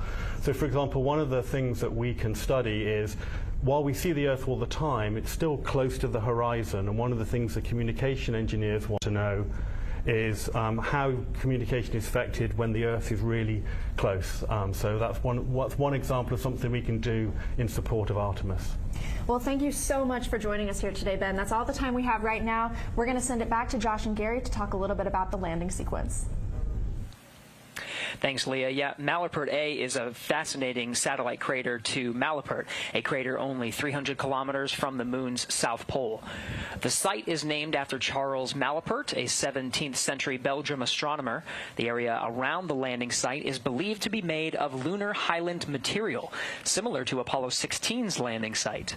Apollo 16 was the first Apollo mission to visit the lunar highlands in an area called Descartes. Scientists believe the highlands offered insights into the moon's early history.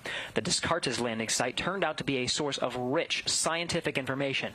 A large sample of rock called anorthosite was recovered from Descartes, which solidified more than 4 billion years ago during the moon's formation, when the outer regions were still molten. The IM-1 mission is carrying NASA payloads that may help better characterize this important scientific landing site for future Artemis missions. And Gary, we were originally targeting from NASA Oceanus Procellarum. It was a lunar mare in the region of the near side of the moon. The decision to move from the original landing site in Oceanus Procellarum was based on the need to learn more about terrain communications near the lunar South Pole, which is expected to be made up of some of the best locations for sustained human presence on the moon. Landing near Malapert A also will help mission planners understand how to communicate and send data back to Earth from a location that is low on the lunar horizon. Now we're coming up on the NDL activation. We have more information about how Intuitive Machines flight controllers intend to land on the moon using this NDL, NASA's Navigation Doppler LiDAR. And Gary, since choosing to orbit the moon one more time, flight controllers have been working to resolve a challenge with the lander's laser rangefinders assigned to the terrain relative navigation and hazard relative navigation cameras. Those provide landing solutions to Odysseus. The lasers are intended to determine altitude and horizontal velocity, but the ones on the lander right now are not working. These are essential measurements required to land on the moon. And while Nova-C's laser rangefinders are not operable, NASA's Navigation Doppler LiDAR sensors are.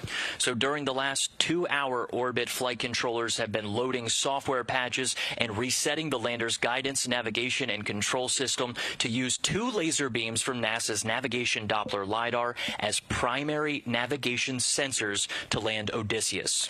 That's right, and we're coming up on the timeline for when Nova-C is about to begin the activation of NDL.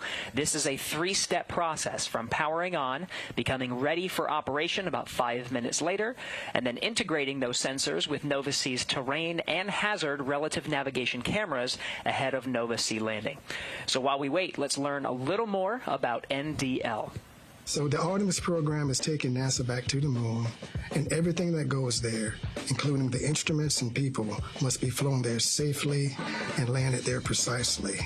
So the landing phase of that task is one of the most critical aspects of it. NDL is a LiDAR instrument that is used to enable that capability. It uses light in the same way that sonar uses sound. For NDL, we have 3 telescopes where light would come out of the telescope, hit the moon's surface, and some of that light will be reflected back. These telescopes are mounted on the outside of a vehicle so you get a clear view of the ground as it's coming in for a landing. In the Apollo era, large radars or astronauts using their eyes looking out of a viewport were used to help land the vehicles. NDL is going to help to take the burden off of the crew with a much smaller, lower power, and more accurate instrument. And we just got an update from one of the flight controllers that the HRN and TRN cameras assigned to Nova-C are still nominally processing images using 2 of those NDL lasers. Quite the feat, Gary. No, it's absolutely incredible and a very important milestone to reach. Now, with that understanding, let's learn more about how this technology is playing an active role in this dynamic situation. Let's head over to Leah Cheshire. Leah? Thanks so much, Gary. I'm joined now by Prasad Desai. He's NASA's Deputy Associate Administrator for the Space Technology Mission Directorate. Thank you so much for being here. Grateful to be here. So let's talk a little bit about the novel landing technology that is NDL. Can you explain that to us? Yeah, so NDL stands for Navigation Doppler LiDAR. And one of the challenges for doing any space missions is knowing where you are and trying to figure it out, right? And so we're looking to develop newer and newer capabilities that we can do that more precisely and that take up less volume and mass on the spacecraft so that you can have all the available payload mass for instruments and other scientific things that we're trying to do. And so this is the next generation of a new capability where we're trying to go from the traditional measurement using radar to a laser-based system. And so that's what this navigation Doppler LiDAR will be doing, is sending out 3 laser beams to try to get the velocity measurements in the lateral direction as well as the vertical direction. So when it comes to NDL, what are some of the challenges we expect to see when using this technology? So we've tested it on the ground in a number of platforms, from helicopters to landers here on the surface on the Earth to test this out. But this is the first time we're going to test it actually in the space environment on a lunar surface, right? And so we will see how that different environment will really affect the systems, right? And so one of the things that we would really like to know is what how the pulse comes back after they send the laser, and how it reflects back to the system, how long it takes to process, and how it will help define the solution to figure out the trajectory to go down to landing on the surface. Now, this technology has become a little more critical for today's mission, so can you talk about how NDL is now being used in today's landing? Right, so we put this as a tech demo with demonstration as a test. Right, we weren't planning to use it in line with the actual mission coming down to the landing, but now we are. So basically, it is now the primary system to help provide the velocity and altitude information so that the lander can land safely on the surface. And that's important because as the lander comes close down, we don't want it to tip over. And so we need to get an understanding of the vertical velocity so it knows how much thrust to slow down, but also the lateral velocity, because if it comes down sideways too much, it can tip over and fall. So by knowing the velocity, the lander can decide exactly how to come down and hover, basically slowly to come down. And that's why it's really important to do this testing. But here we are today. We're going to try it for the first time in line, and so we're excited for the mission. Yeah, a demonstration totally in action. Yes. So just very briefly, there are 2 other tech demos on this mission. Can you cover those very quickly? Yeah, so 2 other things that we're trying to improve on is one, radio frequency mass gauge, which is to try to get a measurement of the fuel that's on any system, any spacecraft. One of the things about low gravity is the propellant doesn't settle down, where like in a car gas tank, it's on the bottom so you can measure it easy. In space, it floats. And so how can we do that so we know how much propellant there really is? And then the other one is scalps. One of the things that as it lands, the thrust is going to throw up all this ejecta of the lunar regolith and thing. And so we have 4 stereo cameras that are going to take images of that and get data so that we can improve our modeling, so that in future landings we can make them more safer and things like that. So we're using that as a technology demonstration as well to improve future landings to make them more safer. Well, thank you so much, Prasann. It's really been great speaking with you, really exciting stuff. And for now, we're going to send it back to Gary and Josh. Hey, thanks, Leah. Nova C is a little less than 55 kilometers from the lunar surface and about 20 minutes to powered descent initiation, a critical maneuver that marks the beginning of Nova C's final moments before touching down on the lunar surface. It's no secret that landing on the moon is challenging. Countries around the world have attempted this incredible feat, some successful and some not. Of course, the United States has landed on the moon many times, most notably during the Apollo program. But this may be the first landing by a U.S. commercial company enabled under NASA's CLIPS initiative. Ahead of these important milestones, let's discuss the challenges of landing on the moon through CLIPS. Take a look. Landing on the moon is hard. We're going back. Under this Artemis program, we're going to be sending humans to the moon for the first time since Apollo. So ahead of humans, we want to get up as much science exploration and technology experiments as possible. So CLIPS starts facilitating a lot of the early science, the things we want to learn before we even send humans. CLIPS stands for Commercial Lunar Payload Services, CLPS. The services part is the key element. Ordinarily, when NASA delivers a payload to the surface of the moon, they do it with a commercial partner, but NASA controls the building of the vehicle. Now, we're buying the service of delivery of our lunar payloads to the surface of the moon. It is a delivery service, akin to a delivery service that you'd have here on Earth. NASA will provide payloads to a commercial company. They decide how to get it to the moon. They have to develop their own lander, but they also have to manage the entire end-to-end mission. It's meant to provide affordable, rapid, frequent access to the lunar surface through American companies. We're funding different companies. We have commercial companies that are competing to win task orders to deliver our payloads to the surface of the moon. One of the goals when we started CLIPS was to help establish a lunar economy. Somebody has to do it first, and then it becomes commercially available. Then they're able to crank them up. Then they're able to make it more affordable. And so the lunar surface is just the next frontier for a commercial environment. But we had to acknowledge up front, all the way through the highest levels of the agency leadership, that some of them will fail. These missions may not be as successful as a traditional NASA mission. We have accepted the risk that going through this innovative approach with these commercial companies, that there could be some failures. Some of them are new companies. None of them have ever successfully landed on the surface of the moon. So they're going to learn lessons. We need to give our vendors the opportunity to learn. And so that'll help ultimately buy down our risk as these companies learn, okay, what does it take to actually build up the lunar lander, integrate payloads, get to the lunar surface and land safely. They've been able to demonstrate that they have very, very good technical depth and the ability to design and execute missions. We're willing to take more shots on goal. And we aren't risking human life. And in the big picture, if we're flying missions at 1/10 of the cost of a NASA mission and we fail 2 of them, we still get 8 missions for that same price. Even with 1 or 2 or 3 failures, this is still a very economical proposition. It's a risk posture which is more risk tolerant than NASA is accustomed to. There's not a single one of these companies that's willing to bet their mission on a coin toss. Every one of them is doing what they can in order to have the most successful mission possible. But the important thing to realize is that risk tolerant does not mean risky. And the rewards are a long-term ability to get payloads to the moon inexpensively, frequently, and rapidly. We want science, so we can then put more of our resources on even more science, exploration, and technology payloads and get more of a return on investment when we get to the moon. CLIPS provides tremendous benefit across the scientific and economic communities. So there's a lot we'd like to learn about the moon to help human habitation and prepare us for missions to Mars and beyond. So the moon is the first step. The teams here in Nova Control have been working diligently over the past 7 days to take us this far and are laser focused on the operations ahead. We're following the clock down to the start of those autonomous operations of Nova C, starting with the powered descent initiation. For now, we're heading back over to Leah Cheshire, who's standing by with NASA's Associate Administrator. Leah. Thank you, Gary. I'm joined now by Jim Free, NASA's Associate Administrator. Thank you for joining us, Jim. Thanks for having me. This is a big day, and what are some of the challenges to landing on the moon that people might not expect?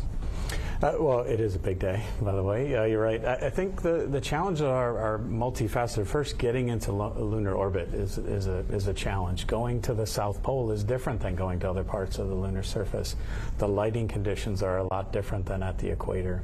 So you have your hazard detection has to be a little more reliable. You have to be able to do that last-minute avoiding of the hazards that are on the surface and finding that right place to set down, so you're also level or within a tolerance that you can be for level on the surface.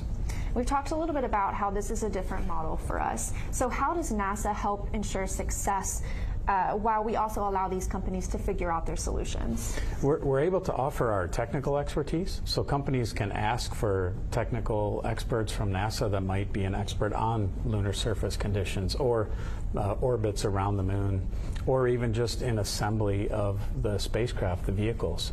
But they can also ask for help during the mission. We provide help through our deep space network to get the communications, to bring the data back to the control center here, to help them maybe understand their orbit better or get more communication with the spacecraft as well. So both in advance of the mission and during the mission also. And CLIPS is just one way that NASA is using, we're working to strengthen the American space economy. So what are some other ways, and why is NASA pursuing this commercial route for complicated space missions? So we started back in space station, where we started with the commercial cargo, where we spurred on investment in commercial delivery of cargo to space station. That's ported over into our cruise flying commercially. We're doing that on the Artemis program, buying things by service so that we can spur on other investment that allows us to get our resources and use them elsewhere to do other parts of our mission, exploring the moon or beyond. You talked a little bit about Artemis for a second. So how does CLIPS fold into NASA's plans with Artemis and with this Moon to Mars architecture? I think I could talk about Artemis for hours. But CLIPS is absolutely essential for Artemis. It's our first steps of understanding the lunar environment. So the Intuitive Machines lander is going to help us understand how the lunar dust moves as the rocket plume, the exhaust of the rocket hits that dust. We need to understand that because we're going to land even bigger landers with our humans in the future, and we want to land it close to our other elements so we're not blowing that dust everywhere. How does it behave? So that's just one part of it, but it is our first step of understanding that environment that we're going to put our astronauts on the surface. And of course, we're really, really looking forward to that mission. But for now, thank you so much for joining us here today. We are going to go back to Gary and Josh to highlight some more payloads ahead of the powered descent initiation.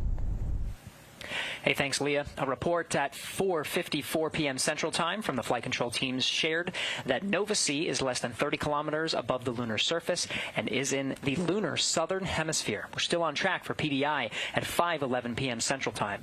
Nova C will perform this maneuver to slow the vehicle's descent, then pitch over and scan the landing site for hazards, making any necessary corrections in the final burns to ensure a safe landing. We've highlighted 5 of the 6 NASA payloads so far throughout our broadcast today. Let's talk about the final NASA payload, LN-1. Lunar Node 1, or LN-1, is a small CubeSat-sized flight hardware experiment that integrates navigation and communication functionality for autonomous navigation to support future lunar surface and orbital operations. Lunar Node 1 is meant to be a demonstration of how we can use various navigation technologies to figure out where you are in and around the moon. I'm holding in my hands the Lunar Node 1 mass simulator.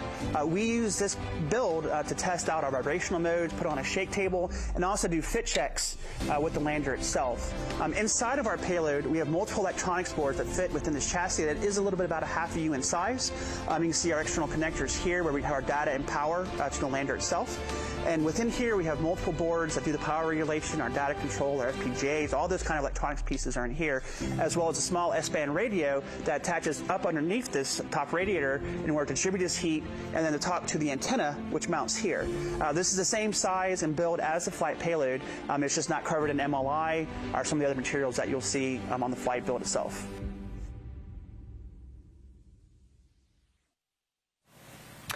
LN1 will test a lunar navigation concept of operations with the implementation of MAPS, or the Multi-Spacecraft Autonomous Positioning System. Ideally, this kind of technology can support a network of communication and navigation amongst local surface and orbital operations. LN1 will test multiple navigation links from the surface of the Moon back to Earth to characterize both MAPS transfers as well as GPS-like signals that could support a future lunar communication and navigation network. Gary, one of the best things about communication and data is getting imagery back. And Intuitive Machines has several camera systems on board, including EagleCam. It started as a challenge from our CEO, Steve Altimus, to his alma mater, Embry-Riddle Aeronautical University. Students and faculty created EagleCam to take an out-of-this-world selfie of Odysseus landing on the Moon. The camera system could capture the world's first ever third-person picture of a spacecraft making an extraterrestrial landing. The camera system is designed to deploy off of Nova C approximately 30 meters above the lunar surface and take images of Odysseus during landing. Additionally, the device will test a dust removal system which could lead to the future advances in spacesuit technology. As part of this project for EagleCam, Embry-Riddle teamed up with NASA's Kennedy Space Center to demonstrate the NASA-developed electrodynamic dust shield, or EDS. EDS uses an electric field to remove dust. The technology was tested aboard the International Space Station and will be the first ever demonstration of EDS technology on the lunar surface after landing. Intuitive Machines also had several cameras on the lander, including wide and narrow field of view cameras. They started the mission with incredible imagery as the SpaceX second stage deployed our Nova C lunar lander, capturing iconic images of the Earth after separation. It requires a lot of planning, work, and just a hint of luck. Payload integration managers programmed the lander's wide and narrow field view cameras to take 5 quick images every 5 minutes for 2 hours, starting 100 seconds after separating from SpaceX's second stage. Out of all of those images that were taken, we ended up with just 4 inspiring ones to show humanity's place in the universe. And right now, we're a little more than 10 minutes from powered descent initiation. Let's go to Leah Cheshire one last time for the final interview ahead of this critical maneuver. Leah. Thanks, Josh. I'm here now with Nikki Fox, NASA's Associate Administrator for the Science Mission Directorate. Thanks so much for joining us. Thanks for having me. This is a great day. It is a great day, and you're watching this with leaders from NASA and Intuitive Machines, just very close to here. What's happening in the room right now just before these final descent maneuvers? Oh, there's just excitement, anticipation. You know, everybody knows landing on the moon, going to the moon is hard. And we're already celebrating because this mission is already a success. You know, this is we've launched, we had a beautiful launch. We've taken great science data all the way, every single challenge. The team has really risen up and solved it. And now we're in lunar orbit, you know, minutes away from starting our descent down to the lunar surface. So for me, so many successes with this mission already. So just a lot of excitement. I'm loving that. So we are working with these American companies in a very unique way. These are challenging goals, and some people would probably consider this a bold endeavor. But what does it mean to you when you look at pursuing challenges in a bold new way? I mean, you're right. It is bold. It is a new way of doing science. It is a partnership with totally new companies who haven't done these things before, and we are partnering with them, and they are taking our science. It's a way for us to get more science and more technology to the moon quickly. So it's faster. It's very cost-effective. It's very efficient. We're on our way. We've got the 6 payloads from NASA, and we're excited to get them down there. With every new thing we do, there's there's always a challenge, there's always risks. This is a high risk but super high reward, and it'll get tons of science on the surface. And for my NASA science, this is exciting because our Artemis missions and our lunar science touches all 5 of our science divisions in very profound ways. So super excited. You said high reward, so I want to talk for a minute about the valuable scientific insight that we can get from the moon. What is that? What does it mean for NASA? I mean, there's so much we can do on the moon, particularly where this one is going down to the South Pole. We think we're going to find great volatiles down there. So as we get prepared to send our astronauts there, then we know that there's water there, and we can use that water. Water's very heavy to carry, so it's really great if you can use it on the moon. We can break it up into hydrogen and oxygen, use it for fuel. Really great for our sustainability, but also where they're going is one of the oldest regions of the moon, about 3.85 billion years old. So we can actually learn about what our solar system was like before life started. Life is very noisy. We're very, very noisy here on Earth. The moon is just like pristine, and so we can really do some amazing science. I look forward to learning more about it. So any final words before we wrap it up? Just thank you. I mean, literally, thank you. This is such an amazing team. You know, thank you to the people that put the science and the technology experiments on with us, those teams. Thank you to the commercial teams that put their instruments on and are riding with us. Thank you, of course, to Intuitive Machines for this just beautiful, beautiful lander. And thank you to SpaceX for a beautiful ride to space. It's such an incredible effort. All one, I don't know, I'm a big bundle of emotion. Go NASA, go Clips, go OD, go Intuitive Machines. I'm with you all the way. Thank you so much for joining us here today. Now we are following Intuitive Machines flight controllers during Nova-C's final descent. So back to Josh and Gary. Thanks a lot for that, Leah. During that interview for folks at home, we did hear that there was a maneuver to burn attitude, which means the lander is starting to make the positional requirements needed. And we're going to start listening into the IM1 channel so folks at home can hear. We just heard from flight controller about 5 minutes until TIG. Altitude of 10 kilometers, downrange 1,100 kilometers. TIG being time of ignition, so we're inside of 5 minutes. TIG minus 5 minute dead pins. TIG minus 5 minutes. We are standing by for powered descent initiation. Gary, this is a critical 11-minute burn to slow the lateral velocity such that Nova-C can pitch over for further operations. And while we were in that interview, we did hear that the main engine gimbal checkout was completed. So now we're focused on the operations with Nova Control. For folks at home, we are listening into the live channel there. That's right. A lot's happening in Nova Control. We're going to be hearing these status calls periodically as we follow the flight control teams that are monitoring Nova-C's descent towards the lunar surface. A lot's happening, Josh. Of course, we have this 11-minute burn. We're focused on the propulsion elements of this PDI. At the same time, the spacecraft is oriented in such a way that it can use a technology called terrain relative navigation to scan the environment along the way. What's happening there? Right, so we know that we needed terrain relative navigation then when we were descending and coming down to the lunar surface.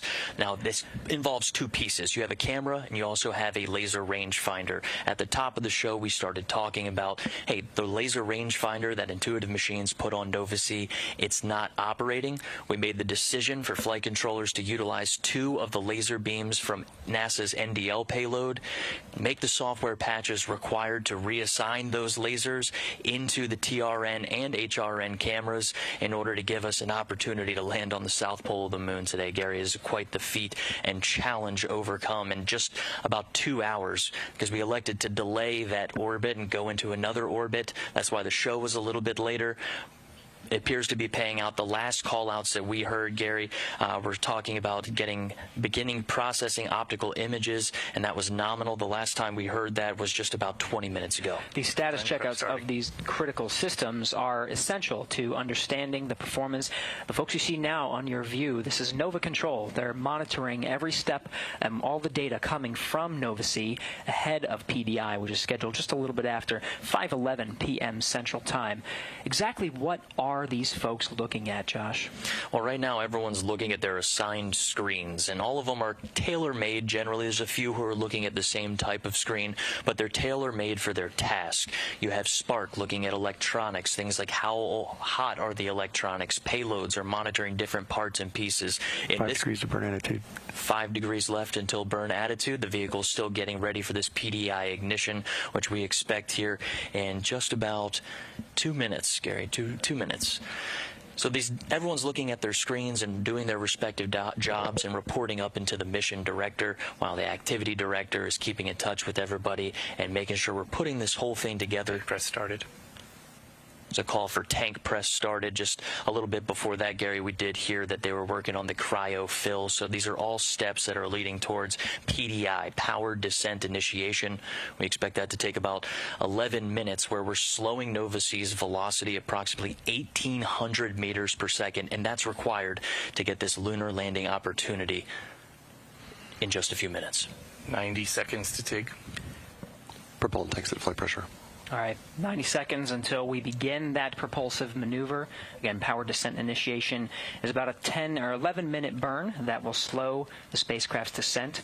A lot's going to happen after that 10 minutes, Josh. This is a single continuous burn. After that, we're going to see a lot of events in rapid succession: pitch over, vertical, and terminal descent. And we just heard another call out from the prop console saying that feed line prep is complete. What that means is Nova C's propulsion system, that mixture of liquid methane and liquid oxygen, that feed line is prepped, getting ready to go into an injector to blend those two propellants, and the propellant and the oxidizer, and have ignition of PDI. We're tracking that in just under a minute, Gary. Converging on burn attitude. Lander is getting into the correct attitude required. Feed line prep complete, both sides. Another call for feed line prep complete for liquid methane and liquid oxygen in preparation for this PDI burn.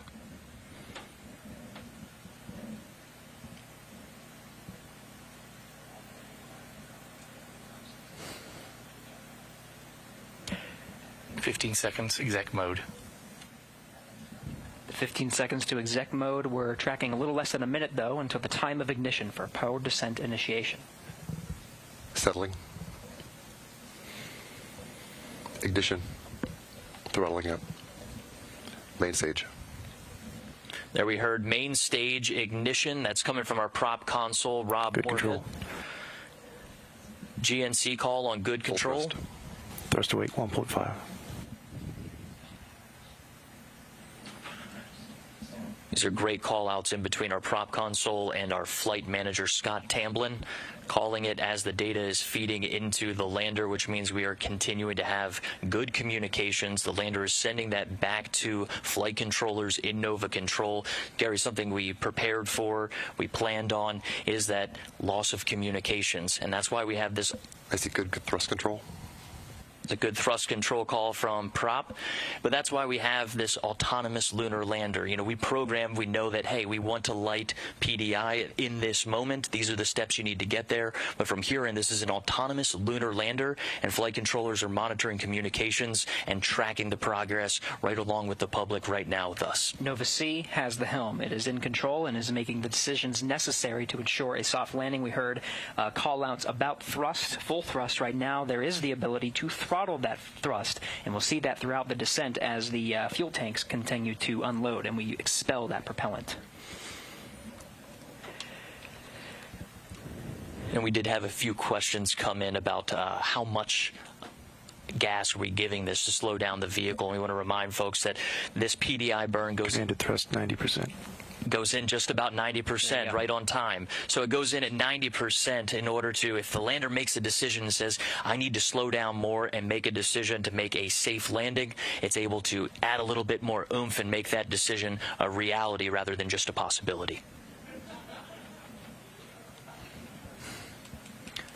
FIDO, I'm showing 500 kilometers to target, but my display's a little bit stale. That's the mission director, Tim Crane, calling about 500 kilometers, but stating that his information might be just a bit stale. 1,000 psi in the helium tank. It's part of the reason we're showing this animation, Josh. Of course, this is not telemetry driven. We're just showing you exactly what's happening. As we hear the calls, this information is relayed through the audio loops. Not enough bandwidth to do a live stream of this, so we're relying on the data that's being fed from Nova C to Nova Control. Now, that data is going into the flight controllers, and what you're seeing on your screen right now is just to give you an idea of the vehicle's attitude. You heard them talking about moving to a burn attitude. This is what we expect Nova C is doing right now. It is a simulation in the large screen just to give you an idea of what's happening over these critical approximate 10, 11 minutes of PDI, powered descent initiation, trying to slow Nova C down, bring that acceleration down to about 1,800 meters per second. And there's some follow-on steps after that, Gary. It involves pitching over the lander using that gimbaled engine. We heard the maneuver to burn attitude followed by main engine gimbal checkout. So they'll use that gimbal to pitch the lander over and start a vertical descent. This is where we start getting a little tricky as far as there is a final approach. It may add a few seconds. It may add a little bit of time, but we are intended to land right around 17:24. That's 5:24 p.m. Central Time. But know that there is some give and take. We're also expecting, plan for, and train for a little bit of loss of communication during this process. That's right. And that communication is absolutely important. And part of the reason, and we've been stressing this, Josh, is the autonomous operations of Nova C. Part of that is after it performs that pitch over maneuver. 400 seconds to go on braking 1. Good control. FIDO IC TRN pause processing. In flight. All right, that was the call that we were waiting for. That was our major problem we've been working on in this dynamic situation, is getting those images processed from HRN camera, TRN camera, which in this case, a dynamic situation, we had to improvise a little bit and reach into those 2 laser beams from NDL, figure out a patch while we were in lunar orbit, just about 2 hours, and it sounds like we are getting good readings from those images. Absolutely remarkable feat. We also happen here, I think it was 400 seconds remaining. That was coming from FIDO and Flight Dynamics. Sean Stewart working the console this evening. This is excellent calls to hear. Hazard relative navigation is going to be used after the pitch over maneuver. This allows Nova C to make some decisions and scan the landing site underneath it and make decisions in an area that calculates the terrain to make sure that it's landing in a safe landing zone. Right, so we finish up PDI, pitch over, and we have to use that hazard relative navigation, a critical tool in order to land on the moon, to make those decisions, right? There's no human eyes, human elements deciding, okay, I see the hazard, I need to steer this way, or maybe press the gas, press the brakes. This all happens autonomously, and this is a huge requirement and a great call out to hear about the HRN camera system and processing those images. Right now, I am tracking 5:16 p.m. We expect PDI to go until about 5:21, 5:22. 300 seconds in braking 1. Or about 300 seconds to approximate those numbers. Very precise.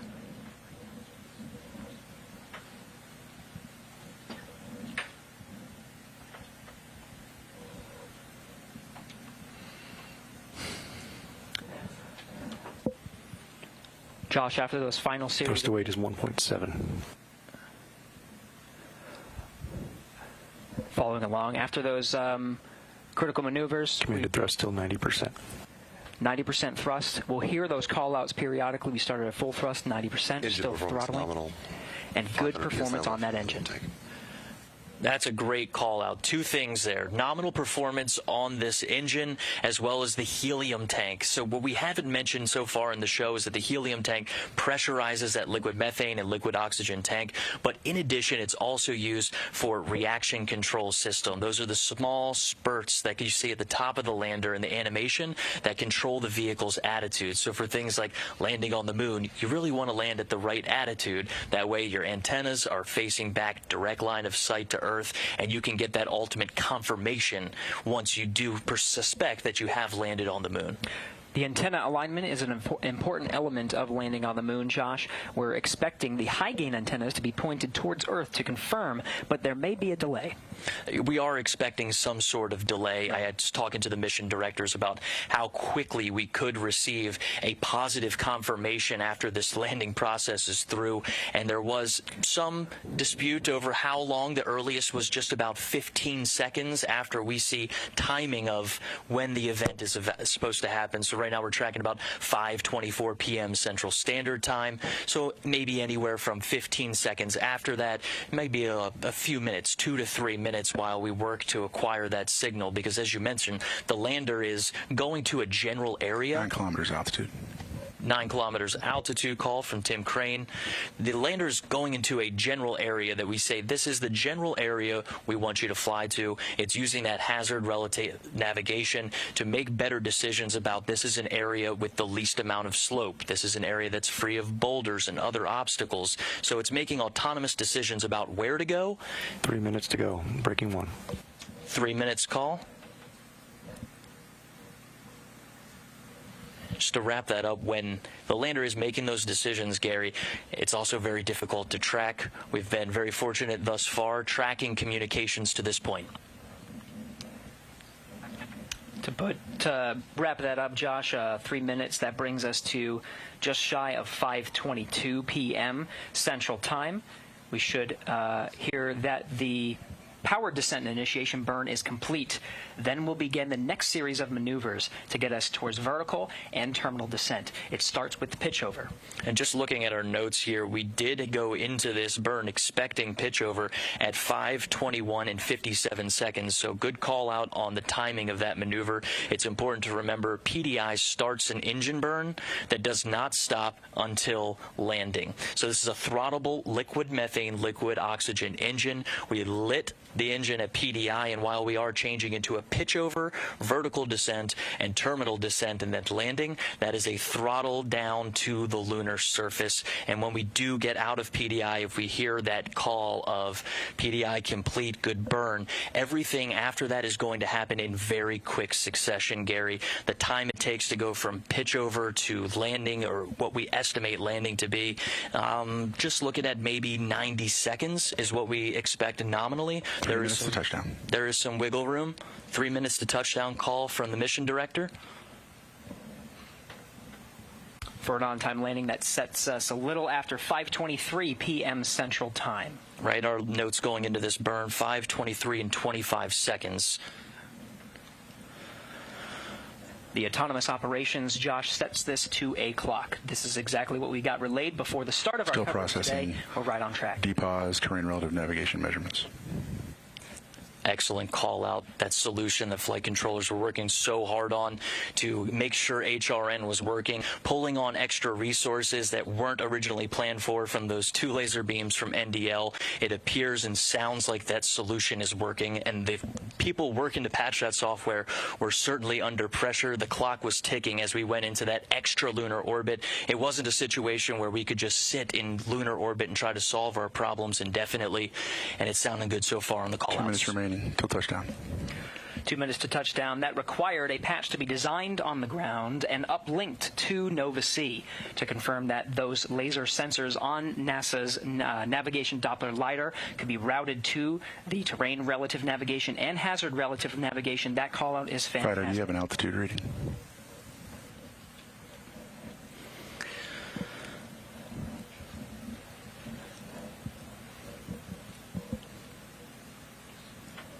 Standing by to see if we can get an altitude reading from Fido here. That's Flight Dynamics Officer Sean Stewart on Blue Team.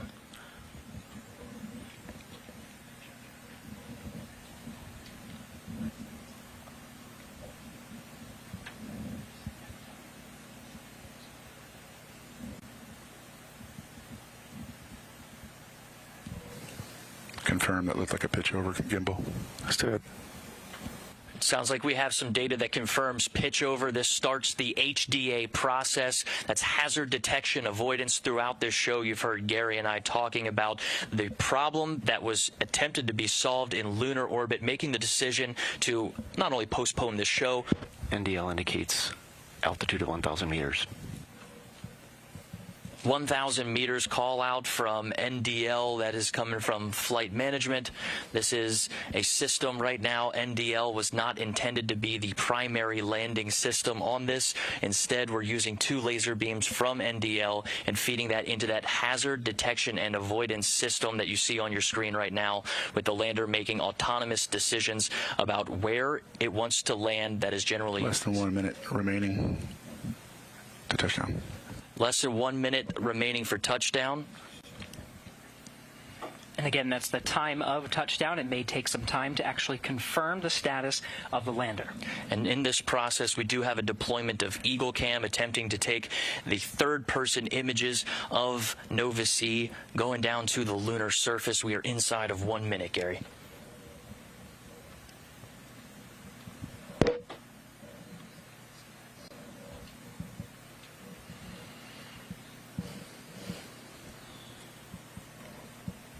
Yes, we're well into blowdown.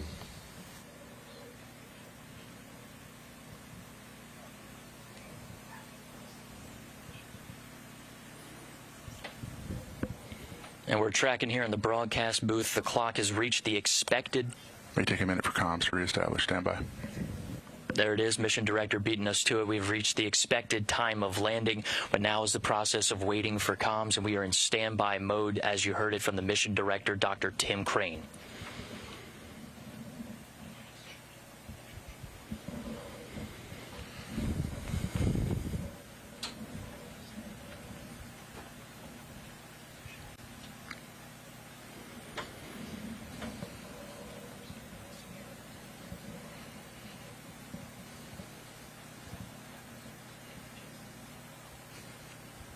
And 1 minute has elapsed from the notes that we have, Gary, of that original burn starting at PDI. And you have carrier lock. That's MD asking if we are getting the ground stations locked on to Nova C.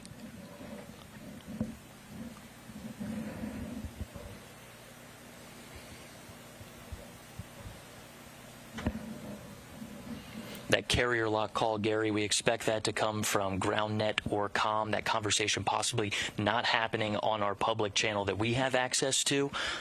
We're just standing by to hear that come through the channels as we approach almost 2 minutes since we estimated the landing time. We did get a few call-outs on the side, folks coming into the room saying there was about a 2-minute forgiveness in our timetables.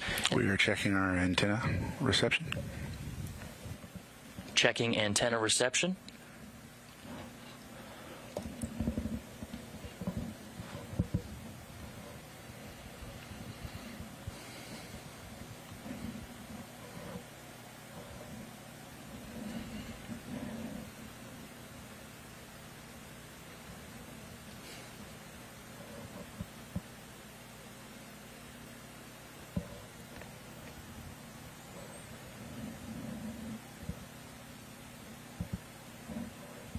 And we're standing by, Gary. We're standing by just as we approach 5:26 p.m. Central Standard Time. Given those mission directors' notes of the flexibility between what we were tracking, what we were given was just about 5:24. All stations, this is MD. Please look back through your logs and confirm the last information you had, and we'll determine this is a comm outage. And that's the mission director, Gary. These are our notes here of what we believed. We talked about the comm outages with the lander making autonomous decisions. This is the process of going through the last bit of data that came into Nova Control and working to verify, okay, this is the last bit of data. Where was the lander possibly going? How do we look for it and establish those communications? Nova C uses 4 antennas placed at the top of the lander that are designed to capture these communications. But we did expect this. We talked about it, that this is a communications challenge in it of itself, and right now we're standing by to hear that communications call out. We're just a little more than 3 minutes from the time of when the clock reads 0 for Nova C landing on the moon.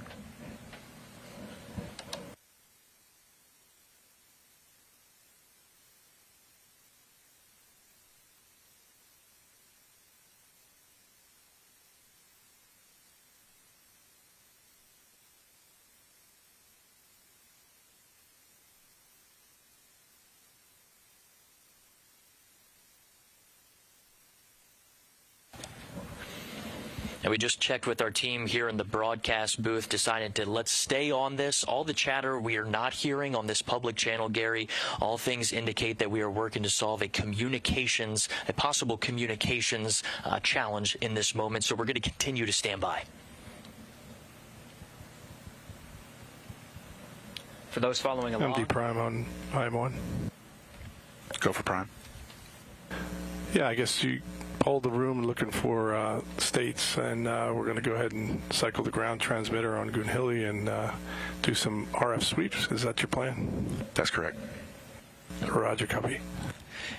And that's just what we had in mind in our notes, Gary, is that if we encounter a communications challenge, we mentioned how difficult it is to land on the moon and continually have those communications. What you just heard there is folks talking about using the Goonhilly Earth Station Limited dish in the UK to do a sweep looking for that signal. We mentioned that autonomous process of the lander reassigning itself somewhere that it believes is safe. Going into it, we heard that the HRN camera was functioning and able to make those decisions after what was a 2-hour orbit of problem solving with Intuitive Machines' TRN and HRN cameras. The laser rangefinders assigned to those are the ones that Intuitive Machines installed inside the navigation pods.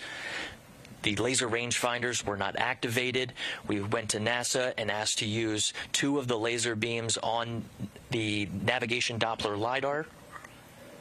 That's right. And spent 2 hours in orbit. Team, we're going to confirm our pointing vector with our antenna for post-landing. Yep. We spent about 2 hours in orbit to solve that problem. We got good readings on the way down. And right now, we are working to confirm communications on the surface of the moon, roughly around the Malapert A region. That is the South Pole region of the moon. That's right. What we do know is the power descent initiation. We were following along on the status calls. We executed a pitch-over maneuver, and we're counting down the clock to a landing time of 5:23 p.m. Central Time. Well, Josh described those processes of working on the communications component to confirm data from the lander, pulsing the teams surrounding him to check the status of Nova C and the data that they were receiving here in Nova Control to confirm landing. And part of that, Josh, as you described, is communications. We're standing by. Fido MD on IM1. QMD. I'm looking at our phase plane there for the last part of the flight. Looks like we had excellent pitch and yaw control throughout, but I did see a little bit of a roll excursion. Could it be that we landed off angle and roll in the final phase? So I do see we had up to an 8-degree excursion. We're about to begin the roll maneuver, which is about terminal phase. The terminal phase, which is a large roll maneuver to get to landing attitude. That's the last data point I have. But up until that point, we were really solid. Right. So terminal phase begins at 30 meters. Or post HDA. Post HDA. Post HDA. 400 meters. Very good.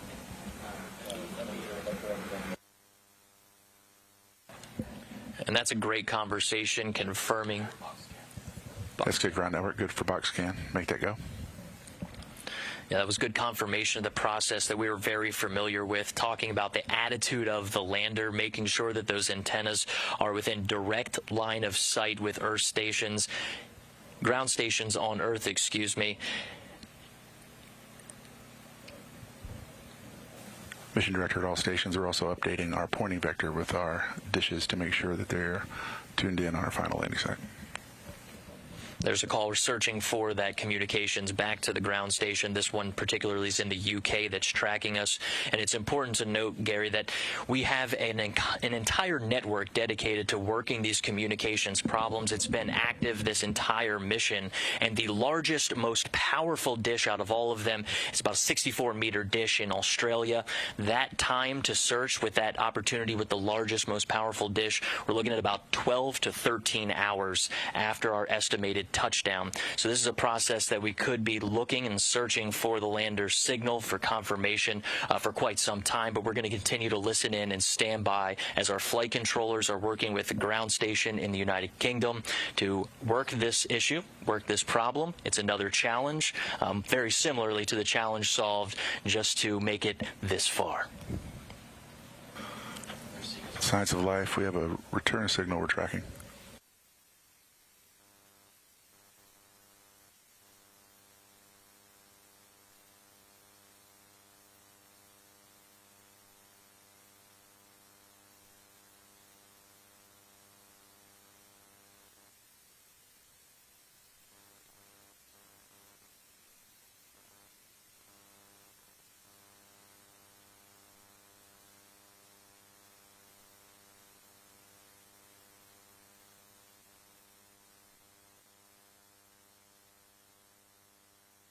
We have an onboard fault detection system for our communications that after 15 minutes with lack of communication will power cycle the radios, and then after that for another 15 minutes it will then switch antenna pairs. So we have some time here to evaluate. We do have signal that we're tracking, so we'll see what happens. There's a great call out about the autonomous systems installed on our Nova C-class lunar lander named Odysseus. The process he's mentioning, Gary, is very similar to the one that we were preparing ourselves for at AOS, to where the lander has systems in place to recycle its antennas, to switch antenna pairs. And that was very similar to what we thought we were going to need to do after acquisition of signal. When we separated from the second stage of the launch vehicle, if we made it to a certain point, the lander was autonomously programmed to start taking matters into its own hands, and that was the information that our mission director, Dr. We're not dead yet. We're also not dead yet.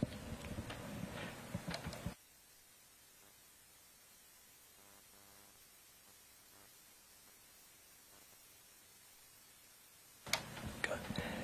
And the key here, Josh, is patience. It's 5:34 p.m. Mission Director Tim Crane confirming that it could take 2 phases of 15-minute increments to confirm the status of the landing. So we could be here, and we'll stand by and monitor as Nova Controls continues to work this issue. Yeah, tense moments inside of Mission Control with the most qualified folks. We're picking up a signal from our high-gain antenna and transmitter. It's faint, but it's there. So stand by, folks. We'll see what's happening here. All right, we're going to continue to stand by. Let's keep this camera on inside of Nova Control. It sounds like we are getting some kind of faint signal. I want to send a series of commands to reactivate, make sure we're transmitting to keep the Quasonics active.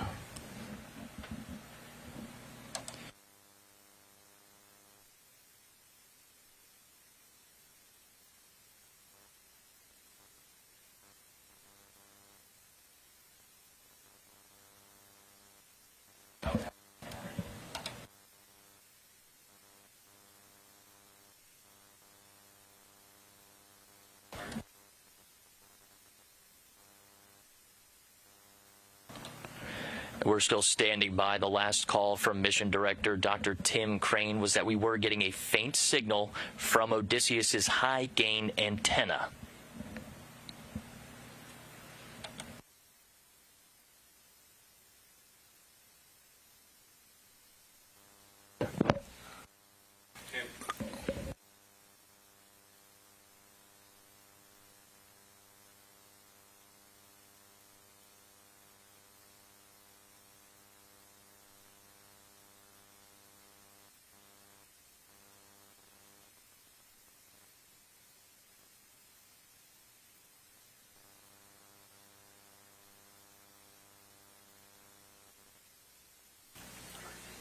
All stations, this is Mission Director on IM1.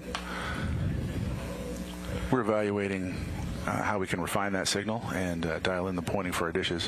What we can confirm, without a doubt, is our equipment is on the surface of the moon, and we are transmitting. So, congratulations, IM team. We'll see how much more we can get from that.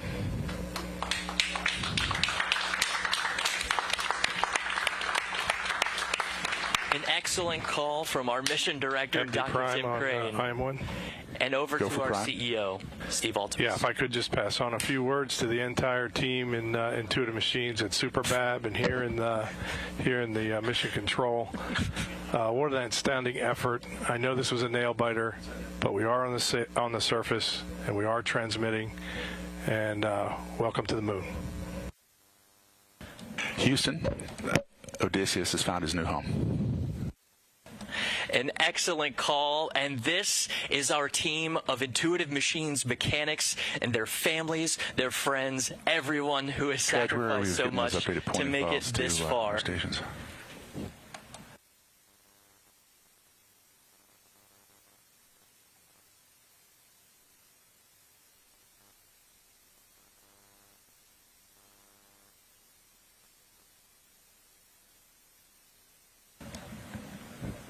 How about that call, Gary? That was something else, a faint signal. Now it's time to work on refining that signal. But Dr. Tim Crane, our mission director today, making the call. Odysseus has a new home. It shows the disciplines of the flight controllers in Nova Control. They waited until there was absolute confirmation that there was a signal, and then that was when they took the moment to celebrate. We saw that it wasn't just the individuals in Nova Control that contributed to the mission. The contributions to enable the success of Nova C's landing on the moon stretches far and wide. We showed, of course, some of the folks watching there, but really it extends even farther than this. A wonderful and truly amazing moment to celebrate. The U.S. has landed on the moon once again. And to everyone, you mentioned it goes beyond just the folks that we saw on camera waiting and working through those tense moments, but their friends, their families, and everything it took to get to this point. We're still expecting an image. We expect that to come down sometime in the future, especially as we look towards some high-resolution images. Let's go ahead and it sounds like we do have a message we'd like to cut to. Can we have that message special for our folks, our employees, and folks watching at home? Hey, that's right. With Nova C landing at Malapert A, congratulations, like you said, Josh, are flooding into the teams that made this happen. Really sets a tone for the American leadership and the future of a strong lunar economy. So here's NASA Administrator Bill Nelson.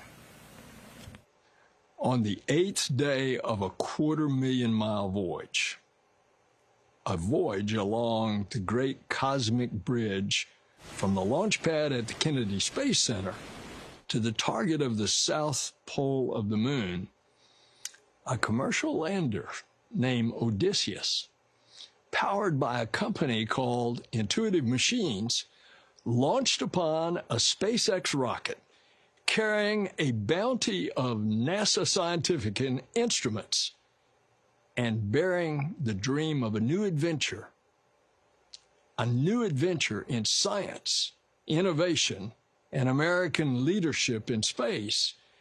Well, all of that aced the landing of a lifetime. Today, for the first time in more than a half century, the U.S. has returned to the moon.